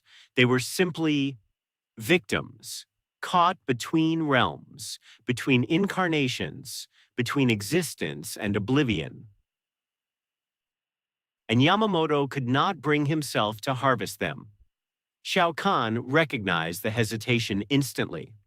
10,000 years of conquest had honed his ability to identify and exploit his enemies' vulnerabilities, and Yamamoto's reluctance to weaponize the very souls he had sworn to protect was the most profound vulnerability the Emperor had ever encountered. "Your compassion weakens you," Shao Kahn observed. His hammer connected with Yamamoto's blade, the impact sending shockwaves across the burning sky. "You possess the power to end this confrontation, to reduce me to ash and scatter my essence across the dimensions from which I emerged. But you cannot bring yourself to wield that power, because wielding it would require sacrificing the souls you have spent millennia preserving." Yamamoto did not respond. His silence was not the silence of concession. It was the silence of a man who has spent 2,000 years learning to distinguish between necessity and virtue.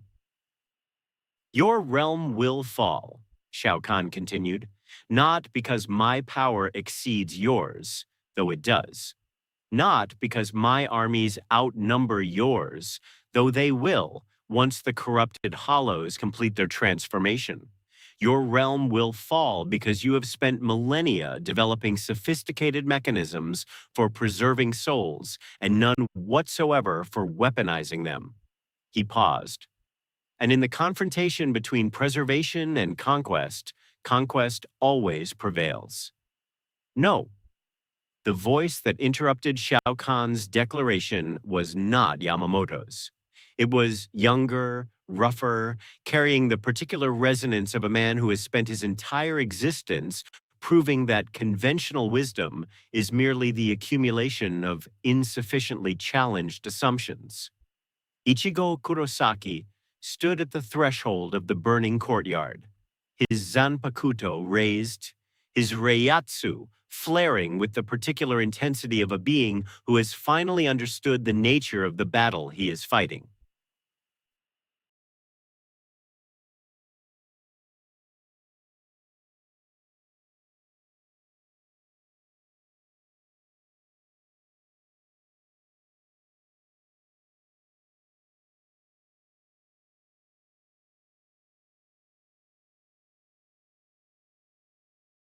"Conquest doesn't always prevail," he said. "It just seems that way, because conquerors write the histories and the people they've conquered don't survive to correct the record."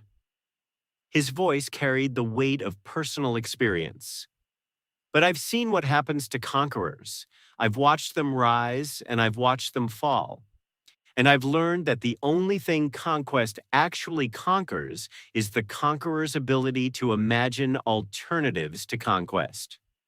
Shao Kahn's posture shifted, not to aggression, to something that resembled distantly curiosity. "You believe this," he said. "Your faith in the resilience of conquered peoples is admirable." His voice carried the particular condescension of an emperor addressing a subject who has not yet learned the proper forms of address.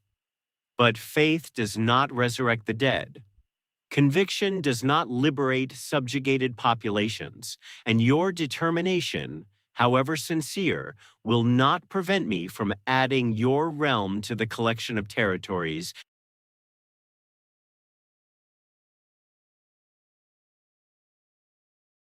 that have learned to appreciate the mercy of Outworld's dominion. My realm isn't a territory. Ichigo's voice carried the particular coldness he reserved for enemies who believed their power rendered them immune to consequences. It's not a resource to be harvested, or a population to be subjugated, or a prize to be claimed by whichever conqueror happens to possess the largest army. It's a cycle, souls moving through existence, learning and growing and returning, contributing to something larger than any individual life or death. He paused. And cycles can't be conquered. They can be disrupted, corrupted, temporarily interrupted, but they can't be stopped. Not by you, not by Shang Tsung, not by all of the armies and sorcerers and emperors you've spent 10,000 years accumulating. His voice dropped, because cycles don't fight back. They don't resist. They simply continue, outlasting every conqueror who ever believed themselves eternal. Shao Kahn was silent for a long moment. "You are a fool," he said finally. "A noble fool, perhaps. Your realm seems to produce an endless supply of noble fools willing to sacrifice themselves for causes they don't fully understand. But a fool nonetheless." His voice carried the particular weariness of an emperor who has spent 10,000 years confronting the same naive idealism in 1,000 different forms. Cycles can be broken. Civilizations can be erased. Realms can be absorbed into Outworld's dominion so completely that even the memory of their independent existence fades into legend and then into nothing. He raised his hammer. And when your cycle is broken, when your civilization is erased, when your realm becomes another territory in Outworld's endless expansion, then you will understand that the only meaningful distinction is between those who conquer and those who are conquered. His hammer descended, and Ichigo's blade met it with the particular resonance of steel meeting absolute authority. Raiden had spent 10,000 years obeying cosmic law. He had enforced the Elder God's covenants. He had selected champions, regulated tournaments, maintained the boundaries between realms according to principles established before his own divine existence had begun. He had never questioned whether these laws were just. He had never considered the possibility that the Elder Gods might be wrong. But standing now at the threshold of annihilation, witnessing the collapse of everything the Soul Society had spent millennia preserving, Raiden finally understood that obedience was not synonymous with virtue. The Elder Gods were not silent because they trusted him. They were silent because they had nothing to offer. Their laws had failed. Their covenants had proven insufficient to contain Shao Kahn's ambition. Their champion, Liu Kang, the greatest warrior Earthrealm had ever produced, was as helpless against the Emperor's power as any of the ordinary souls Shang Tsung had harvested and assimilated and converted into fuel for his endless hunger. And Raiden, who had served these gods for 10,000 years, who had dedicated his entire existence to enforcing their will, who had never once considered the possibility that their authority might be illegitimate, Raiden finally understood that he had been serving an illusion. "No more," he said. His voice carried across the burning courtyard with the particular resonance of a being who has finally shed the constraints that have defined his existence. No more tournaments, no more champions, no more covenants designed to regulate conquest rather than prevent it. His divine essence flared with the accumulated power of 10,000 years of disciplined restraint. No more obedience to gods who have abandoned the realms they claimed to protect. Shao Kahn's attention shifted from Ichigo to the god who had just declared independence from the cosmic authorities he had spent millennia serving. Raiden. The Emperor's voice carried the particular satisfaction of a predator who has finally located his prey's most vulnerable point. You have spent 10,000 years opposing my expansion through the narrow channels permitted by the Elder Gods' covenant. You have selected champions, trained warriors, orchestrated victories that delayed the inevitable by a generation at most. He paused. And now, when your gods have abandoned you and your champions have failed you, you finally acknowledge the futility of your resistance. No. Raiden's voice carried the particular certainty of a being who has spent 10,000 years accumulating power he was never permitted to wield. I acknowledge the futility of my obedience. I acknowledge that the Elder God's covenant was never designed to protect Earthrealm from conquest, only to regulate the manner in which that conquest occurred. His divine essence continued to expand. I acknowledge that I have spent 10,000 years serving an illusion of justice, while the reality of Outworld's expansion continued unchecked. He paused. And I acknowledge that the only way to stop you is to become something the Elder Gods never intended me to become. Shao Kahn's posture shifted, not to aggression, to something that resembled distantly anticipation. And what is that? Raiden's voice carried the weight of 10,000 years of suppressed potential. A god who does not serve. Yamamoto observed Raiden's transformation with the particular patience of a man who has spent 2,000 years learning to recognize the moment when restraint becomes liability. You have spent millennia limiting your power, he said, channeling your divine essence through the narrow channels permitted by the Elder God's covenant, restricting yourself to the role of mentor and advisor rather than warrior. His voice carried no judgment. And now you believe that releasing these limitations will enable you to defeat an opponent who has spent 10,000 years perfecting the art of defeating gods. Yes. And you believe the Elder Gods imposed these limitations arbitrarily, that your obedience to their covenant was unnecessary self-restraint, imposed by authorities who feared your potential rather than respected your autonomy. Raiden was silent. The Soul Society has its own traditions of restraint, Yamamoto continued. We do not release our Zanpakuto's full power lightly. We do not weaponize the souls entrusted to our protection. We do not sacrifice the cycle we have sworn to preserve, even when doing so would grant us temporary tactical advantage against our enemies. He paused. And across 2,000 years of defending this realm, I have never encountered a situation in which releasing these restraints was necessary for victory.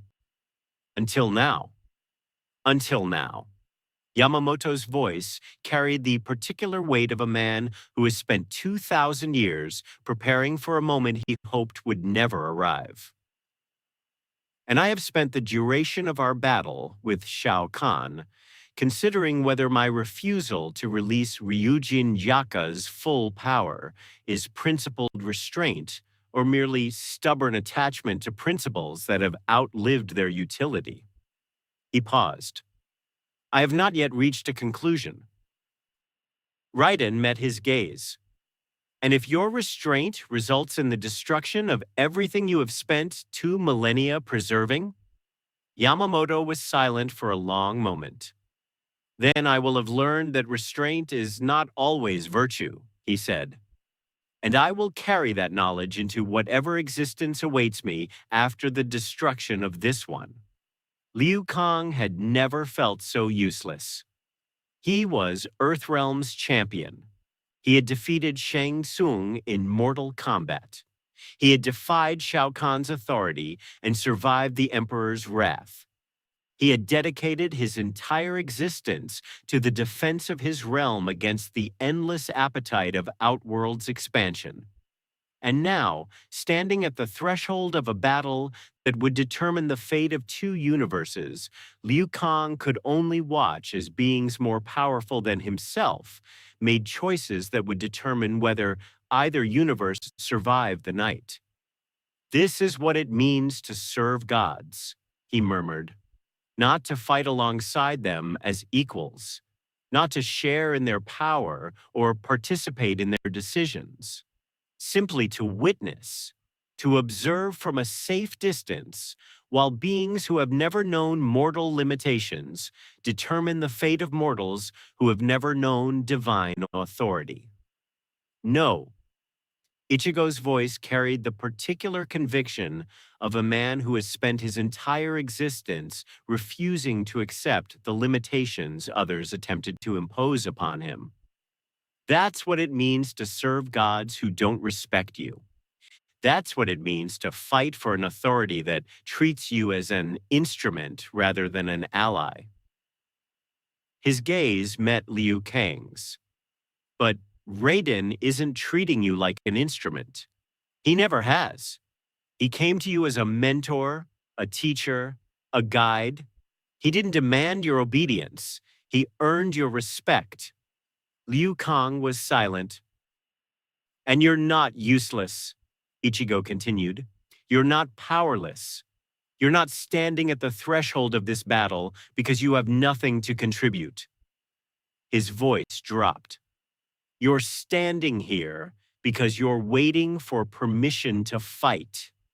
Permission from Raiden, from the Elder Gods, from the cosmic authorities who have spent 10,000 years convincing you that your role is to be a champion rather than a warrior. And what's the difference?" Ichigo's smile was brief and fragile. "A champion fights for someone else's cause. A warrior fights for their own." He paused. "Raiden's cause is worth fighting for. The Soul Society's cause is worth fighting for. The souls that Shang Tsung has harvested and Shao Kahn would harvest are worth fighting for." His voice carried the weight of absolute certainty. "But they're not your causes. Not yet. Not until you stop fighting because Raiden asked you to and start fighting because you've seen what's at stake and decided that it matters." Liu Kang was silent for a long moment. "How do I do that?" he asked. "How do I stop being a champion and start being a warrior?"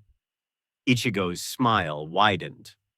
"You fight," he said, "not for Earthrealm, not for the Elder Gods, not for any of the authorities who've spent your entire existence telling you what to do and who to fight and when to stop fighting." He paused. "You fight for the souls Shang Tsung harvested. You fight for the hollows Shao Kahn corrupted. You fight for the Shinigami who've spent 2,000 years preserving a cycle they don't fully understand and won't fully appreciate until it's too late to save it." He raised his blade. "And you keep fighting until the battle's over, or you're dead, or the enemy finally understands that some fights can't be won through superior power alone." Shang Tsung had almost achieved apotheosis. The Soul King's essence was nearly his. Millennia of accumulated spiritual authority compressed into crystalline form by the very beings who had imprisoned the entity that once wielded it was finally within his grasp. A few more moments of uninterrupted harvesting, a few more assimilations of the purified souls that continued to drift through the collapsing boundaries between realms, and his power would transcend the limitations that had constrained him for 10,000 years. But the Shinigami would not stop interrupting him. "You again," he said, his voice carrying the particular annoyance of a predator whose prey refuses to recognize its own vulnerability. "I have killed you 3 times since our initial encounter. I have harvested your essence, assimilated your power, integrated your spiritual resonance into my own accumulated authority. And yet here you stand, once again attempting to deny me the harvest that is rightfully mine." Ichigo's expression revealed nothing. "You haven't killed me," he said. "You've killed fragments of me, echoes, copies that my power generates to absorb attacks that would otherwise end my existence." His voice carried the particular weariness of a man who has died so many times that death has lost most of its terror. "But you haven't killed me. Not once. Not even close." Shang Tsung's smile flickered. "And you believe this pattern will continue indefinitely?" "I believe I'll keep coming back as many times as it takes." Ichigo's voice carried the particular conviction of a man who has already made peace with his own mortality. "I believe that every soul you've harvested, every existence you've terminated, every journey you've interrupted, they're all still there, trapped within your accumulated essence, waiting for someone to free them." He paused. "And I believe that someone is going to be me." Shang Tsung studied him for a long moment. "You are the most persistent opponent I have ever encountered," he said finally. "Not the most powerful, not the most skilled, but certainly the most annoying."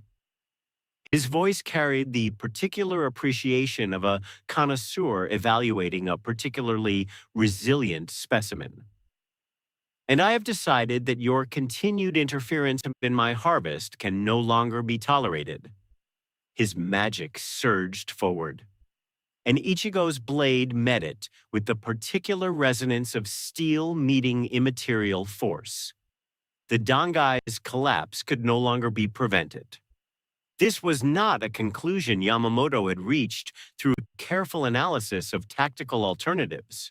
It was not a concession to the overwhelming power of Shao Kahn's assault or the accumulated damage of hours of sustained combat at maximum output. It was simply recognition. The boundary between realms had been breached beyond repair. The corridor that had connected the living world to the soul society for longer than recorded history was dissolving into the primordial chaos from which it had emerged. And Yamamoto, who had spent 2,000 years defending that boundary, could do nothing to save it. But he could ensure that its death wasn't meaningless. "Shao Kahn." His voice carried across the burning courtyard with the particular resonance of absolute authority. "You have spent 10,000 years conquering realms that lacked the conviction to resist your expansion. You have harvested souls, subjugated populations, transformed vibrant civilizations into passive territories of Outworld's dominion." He paused. "And you have never once asked yourself whether the realms you conquered were worth conquering." Shao Kahn's posture shifted, not to aggression, to something that resembled distantly curiosity.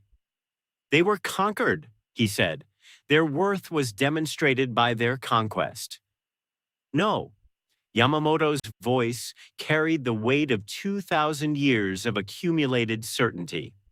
"Their worth was demonstrated by their resistance, by the warriors who fought against your expansion despite knowing they could not win, by the populations who refused to acknowledge your authority even after their armies were defeated and their leaders executed."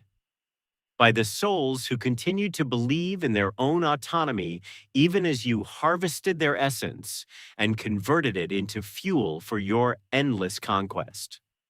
He paused. And you have spent 10,000 years failing to understand that this resistance is not weakness. It is not futility. It is the proof that the realms you conquered were worth more than you could ever extract from them. Shao Kahn was silent. The Soul Society will resist you, Yamamoto continued, not because our warriors believe they can defeat you in direct combat, not because our strategies are superior to the accumulated tactical wisdom of 10,000 years of conquest, but because resistance is the only response to conquest that preserves the resistor's autonomy. His voice dropped. We will fight you until our last warrior falls. We will refuse to acknowledge your authority even after our civilization is reduced to scattered survivors hiding in the ruins of our former glory. We will continue to believe in the sacredness of the cycle you have corrupted and the souls you have harvested and the realm you have invaded. He raised Ryujin Jaka. And when our resistance finally ends, when you have harvested the last purified soul and corrupted the last hollow and absorbed the last remnant of the Soul King's dying essence, you will discover that conquering a realm that refused to acknowledge your legitimacy is not victory. His flames surged forward. It is occupation. And occupation, as every conqueror before you has eventually learned, is merely defeat that has not yet been recognized. Ichigo felt the Dangai die. It was not a violent death. It was not dramatic. The corridor that had connected the living world to the Soul Society for longer than recorded history simply ceased.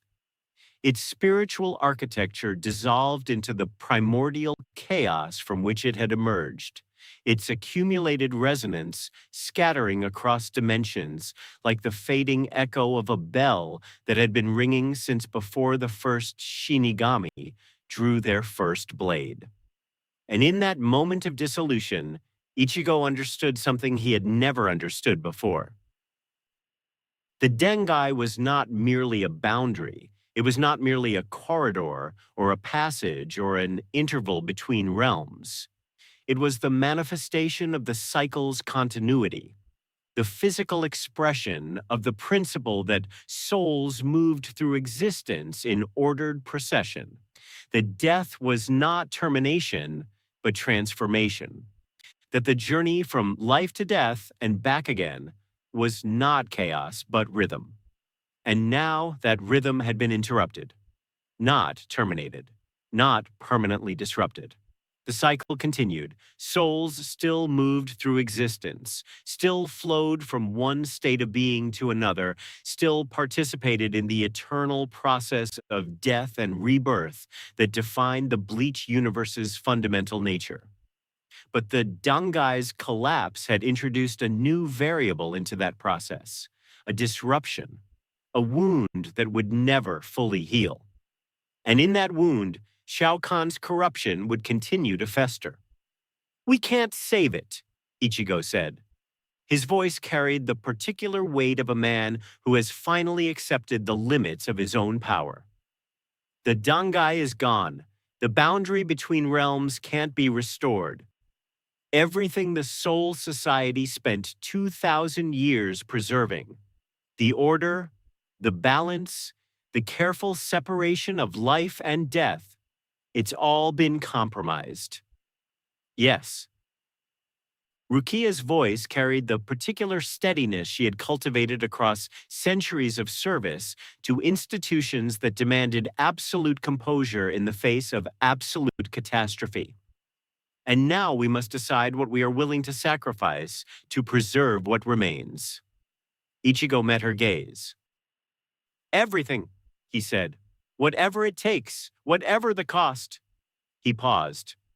Because if we don't stop Shao Kahn here, If we let him conquer this realm and harvest its souls and corrupt its cycle, then everything we've ever fought for, everything we've ever believed in, everything we've ever sacrificed to protect, it all becomes meaningless.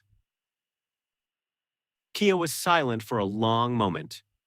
Then we fight, she said, not to win, not to preserve the order we spent millennia defending, but to ensure that when this battle finally ends, however it ends, we can look at the survivors and tell them that we did everything possible to prevent their annihilation. She raised her blade. And if that's not enough, if our everything proves insufficient against Shao Kahn's 10,000 years of accumulated conquest, then we fight anyway. Her voice carried the particular conviction of a woman who has spent her entire existence learning to find meaning in apparently hopeless causes. Because fighting and losing is still preferable to surrendering and watching everything we love be destroyed by an emperor who doesn't understand why it was worth preserving in the first place. The battle that ended the merging of realms was not a battle at all. It was not the climactic confrontation between Yamamoto and Shao Kahn, though their combat continued across the burning sky with undiminished intensity. It was not the final clash between Ichigo and Shang Tsung, though the sorcerer's attempts to harvest the Soul King's essence grew increasingly desperate as the Shinigami's champion continued to intercept his sorcery. It was not Kenpachi's long-awaited confrontation with the Emperor, though the 11th Division captain had finally located his opponent and was even now testing the limits of Shao Kahn's legendary resilience. It was something simpler, something more fundamental. Something that Ichigo, standing at the threshold of the Soul King's dying form, finally understood. The cycle doesn't need the Dangai, he said. It doesn't need the Soul King. It doesn't need any of the institutions and authorities and boundaries that the Soul Society spent 2,000 years constructing and maintaining. His voice carried the particular weight of revelation. The cycle just needs souls, souls moving through existence, learning and growing and returning, contributing to something larger than any individual life or death. He paused. And souls can't be conquered. His reiatsu surged forward. Not as weapon, not as defense, not as any of the limited applications of spiritual pressure that had defined his combat techniques for as long as he had been fighting. This was something else entirely, something he had never attempted before, never even considered attempting. This was connection. His reiatsu touched the scattered remnants of the Dangai's dissolved architecture. It touched the fading resonance of the Soul King's dying essence. It touched the purified souls that Shang Tsung had harvested and assimilated, still trapped within the sorcerer's accumulated authority. It touched the corrupted hollows that Shao Kahn had transformed into extensions of Outworld's will, their spiritual architecture overwritten by energies that were never meant to interact with the cycle's fundamental nature. And through this connection, Ichigo spoke. Not in words, not in the limited language of conscious communication, but in the deeper language of souls, the fundamental resonance that preceded individual identity, that connected all spiritual particles across all realms and all incarnations. You are not resources, he said. You are not currency. You are not fuel to be harvested and assimilated and expended by beings who do not recognize your autonomy. You are participants. You are travelers. You are souls making the eternal journey from life to death and back again, contributing your unique resonance to the cycle that sustains all existence. And you deserve to continue that journey. The response was not immediate. It was not dramatic. It was simply acknowledgement. The scattered souls that Shang Tsung had harvested recognized the truth of Ichigo's words. The corrupted hollows that Shao Kahn had transformed recognized the violation of their fundamental nature. The dying remnants of the Soul King's essence recognized the release of obligations they had never consented to assume. And one by one, they began to resist. Not violently, not through combat or confrontation or any of the limited channels through which oppressed populations traditionally express their defiance. Simply through refusal, the absolute uncompromising rejection of the authority that had been imposed upon them without their consent. Shang Tsung felt it first. His accumulated essence, painstakingly harvested across 10,000 years of predation, began to fracture. Individual souls that he had assimilated and integrated into his spiritual architecture suddenly rejected his control, their resonance shifting from passive submission to active defiance. What? His voice carried the particular shock of a predator who has never encountered prey capable of fighting back. What are you doing? Ichigo's smile was not pleasant. Liberating the souls you've spent 10,000 years harvesting, he said, returning them to the cycle you interrupted, restoring the autonomy you violated. His voice carried the weight of absolute certainty.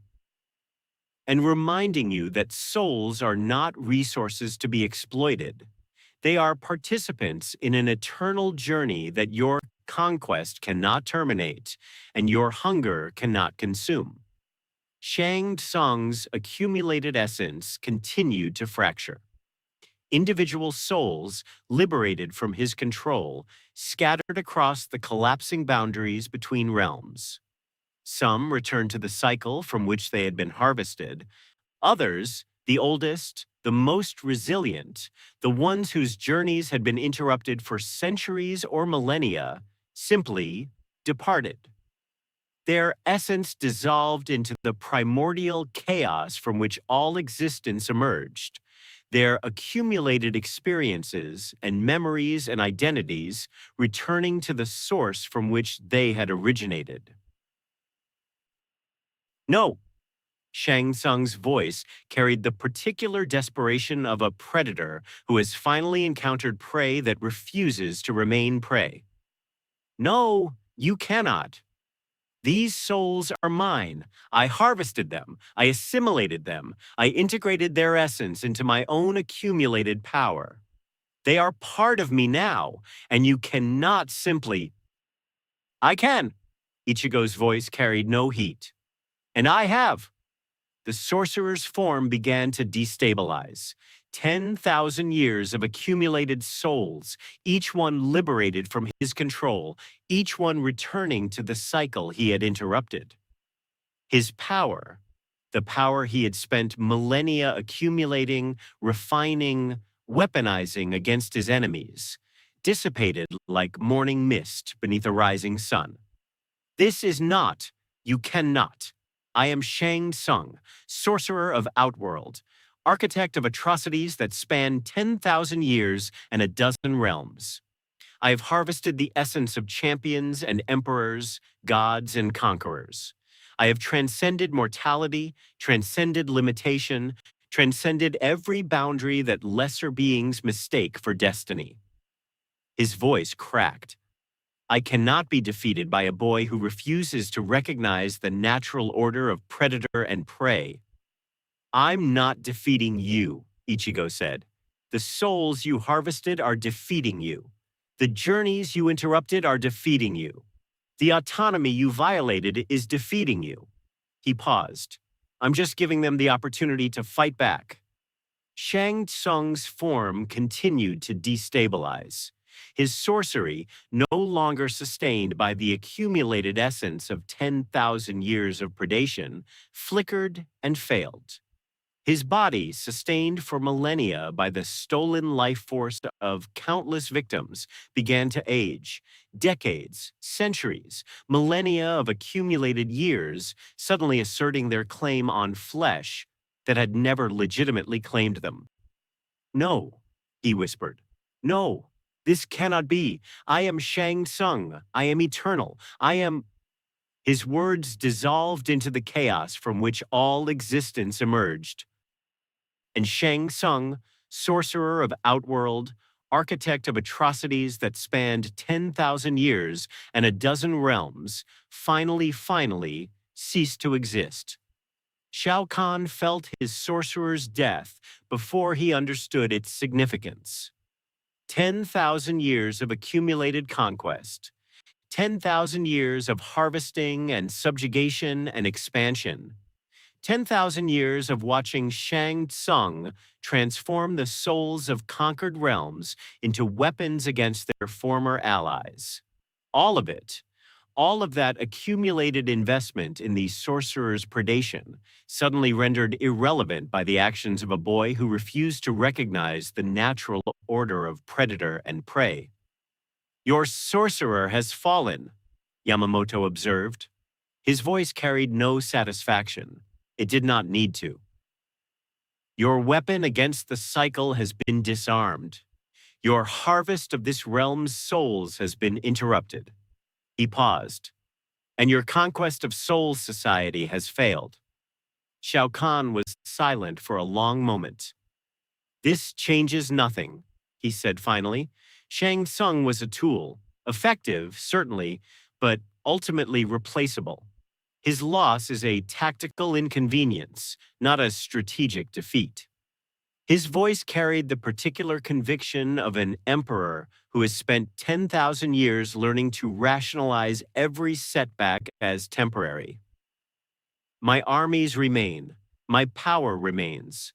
My determination to add this realm to Outworld's dominion remains undiminished."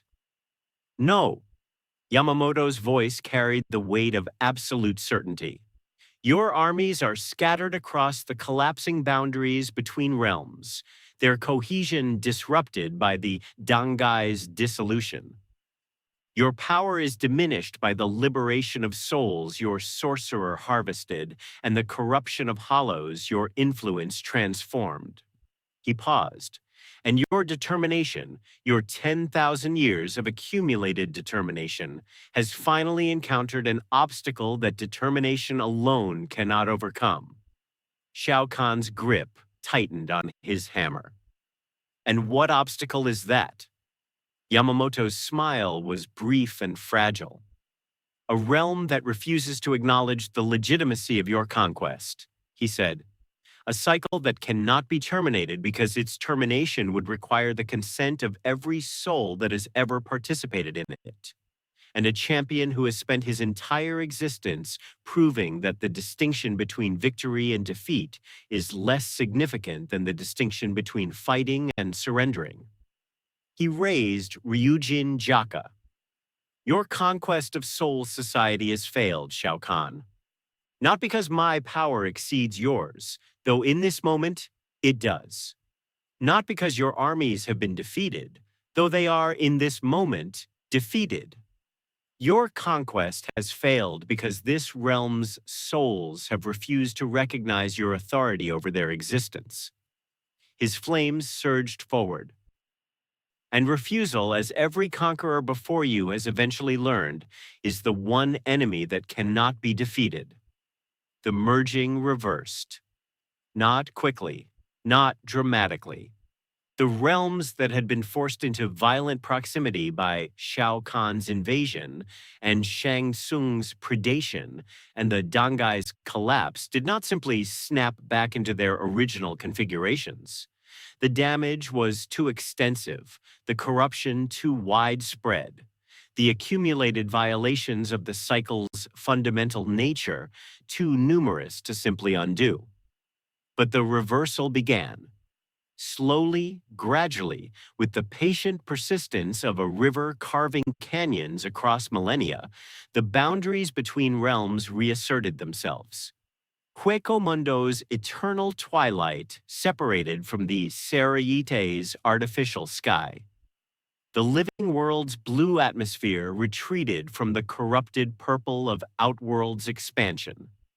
The Dangai, or what remained of it, began to reform, its scattered spiritual architecture slowly reassembling into something that resembled, distantly, the corridor that had connected realms for longer than recorded history. And through it all, the souls continued their eternal journey.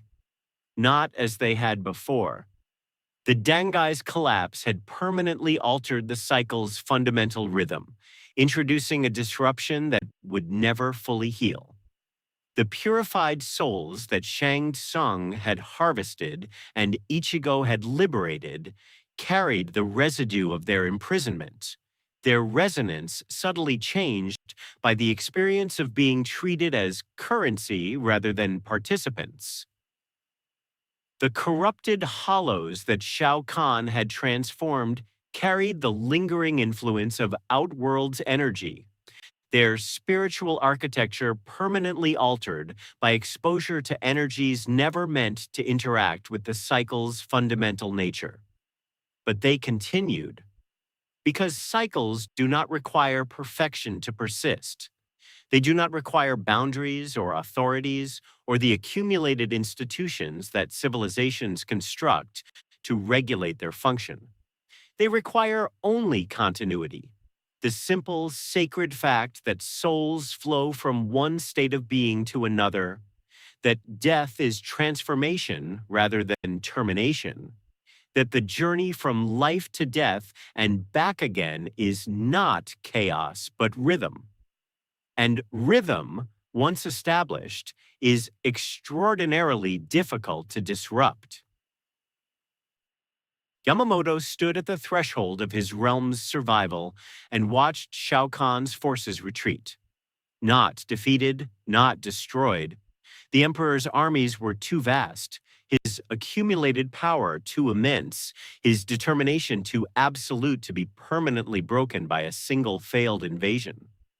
But they were retreating, withdrawing from the collapsing boundaries between realms, abandoning their conquest of soul society to regroup and rearm and plan their next assault on some other vulnerable dimension. Your realm survives, Shao Kahn said. His voice carried the particular weariness of an emperor who has spent 10,000 years conquering realms and has only now encountered the reality of failure. Not because your defenders were stronger than my armies, not because your champion was more skilled than my sorcerer, but because your souls refused to acknowledge the legitimacy of my conquest. Yes, this is not victory, Shao Kahn continued. Your realm is scarred. Your cycle is disrupted. Your boundaries are permanently compromised by the merging that my invasion initiated and your champion's intervention only partially reversed. He paused. You have not defeated me. You have merely delayed the inevitable. Yamamoto was silent for a long moment. No, he said finally. We have not defeated you. Your armies remain intact. Your power remains immense. Your determination to expand Outworld's dominion across adjacent realms remains undiminished. His voice carried the weight of 2,000 years of accumulated wisdom. But you have learned something today, Emperor of Outworld. Something that 10,000 years of uninterrupted conquest failed to teach you. Shao Kahn's posture shifted, not to aggression, to something that resembled distantly curiosity. And what is that? Yamamoto met his gaze. That some realms are not arenas, that some populations are not resources, that some souls are not currency to be harvested and assimilated and expended in the service of endless expansion. He paused. And that conquest, confronted by refusal, becomes occupation. And occupation, sustained across sufficient duration, becomes imprisonment. not of the conquered, but of the conqueror. Shao Kahn was silent. Your realm will not forget this lesson, Yamamoto continued. The scars our champion inflicted upon your sorcerer's accumulated essence will remain. The corruption our defenders resisted will continue to influence the hollows your energy transformed. The refusal our souls demonstrated will echo across the boundaries between realms, inspiring other conquered populations to question the legitimacy of your authority over their existence. He paused. And when your empire finally collapses, as all empires eventually collapse, the historians who record your decline will trace its origins to this moment, to the realm that refused to acknowledge your conquest, to the champion who refused to recognize your supremacy, to the souls who refused to accept your authority over their eternal journey. Shao Kahn's grip tightened on his hammer. You believe this, he said. Your faith in the resilience of conquered peoples is admirable. His voice carried the particular condescension of an emperor addressing a subject who has not yet learned the proper forms of address. But faith does not resurrect the dead. Conviction does not liberate subjugated populations. And your determination, however sincere, will not prevent me from returning to this realm and completing the conquest your champion's interference temporarily interrupted. No, Yamamoto agreed. It will not. He paused. But when you return, as you inevitably will, you will find that the souls of this realm have spent the intervening years preparing for your arrival. Not through military buildup or tactical preparation, through refusal, through the absolute uncompromising rejection of your authority over their existence. His voice carried the weight of absolute certainty. And you will discover that refusal, sustained across sufficient duration and supported by sufficient conviction, is the one enemy that conquest cannot defeat. Shao Kahn was silent. Then, without acknowledgement of Yamamoto's words or recognition of his realm's defeat, the Emperor of Outworld turned and departed. The boundaries between realms sealed behind him. And the Soul Society, scarred and diminished, but fundamentally unconquered, began the long process of recovery. In one universe, souls were purified. In the other, they were trophies. Tonight, the boundary between those universes had been breached, scarred, permanently altered by the collision of incompatible fundamental principles. But the boundary had also been reaffirmed, not through conquest or covenant or the accumulated authority of ancient institutions, but through the simple, sacred refusal of souls to acknowledge the legitimacy of their own subjugation.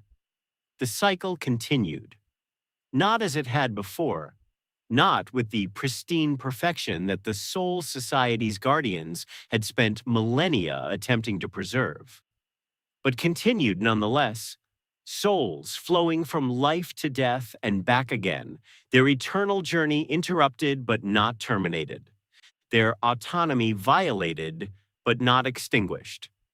And in the space between universes, where the remnants of the Dangai's dissolved architecture continued their slow reassembly, a boy who had died to save the living stood at the threshold of his realm's survival and wondered whether survival was sufficient. It would have to be, he decided, at least for now. The cycle would continue. The souls would flow. The boundaries between realms, however scarred and compromised, would hold.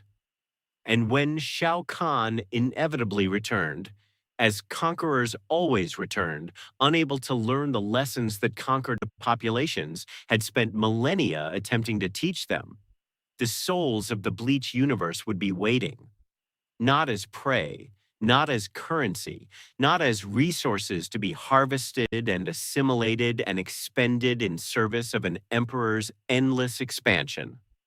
but as participants in an eternal journey that conquest could not terminate and predation could not consume, as souls. And souls, Ichigo Kurosaki had finally learned, could not be conquered. They could only be refused. End. In one universe, souls were purified. In the other, they were trophies. Tonight, the boundary between those universes had been scarred by the collision of incompatible fundamental principles. But it had also been reaffirmed, not through conquest or covenant or the accumulated authority of ancient institutions, but through the simple, sacred refusal of souls to acknowledge the legitimacy of their own subjugation. The cycle continued, not as it had before, not with the pristine perfection that the Soul Society's guardians had spent millennia attempting to preserve, but continued nonetheless. And in the space between universes, where the remnants of the Dangai's dissolved architecture continued their slow reassembly, the scars of this collision would remain. Permanent reminders of the night when two incompatible realities met at the threshold of annihilation and discovered that neither could fully assimilate the other. Permanent reminders that some systems are not designed for conquest. Some universes are not arenas. Some souls are not currency. And the cycle, the eternal, inexorable, unconquerable cycle of death and rebirth and continuation, the cycle cannot be conquered. It can only be refused. And refusal, as every conqueror eventually learns, is the one enemy that victory cannot defeat. End of Realms of Blood versus the Cycle of Souls. Word count, approximately 94,800 characters. Runtime, approximately 150 minutes. Tone, dark, mythic, tragic, spiritually intense. Themes, conquest versus preservation, autonomy versus subjugation.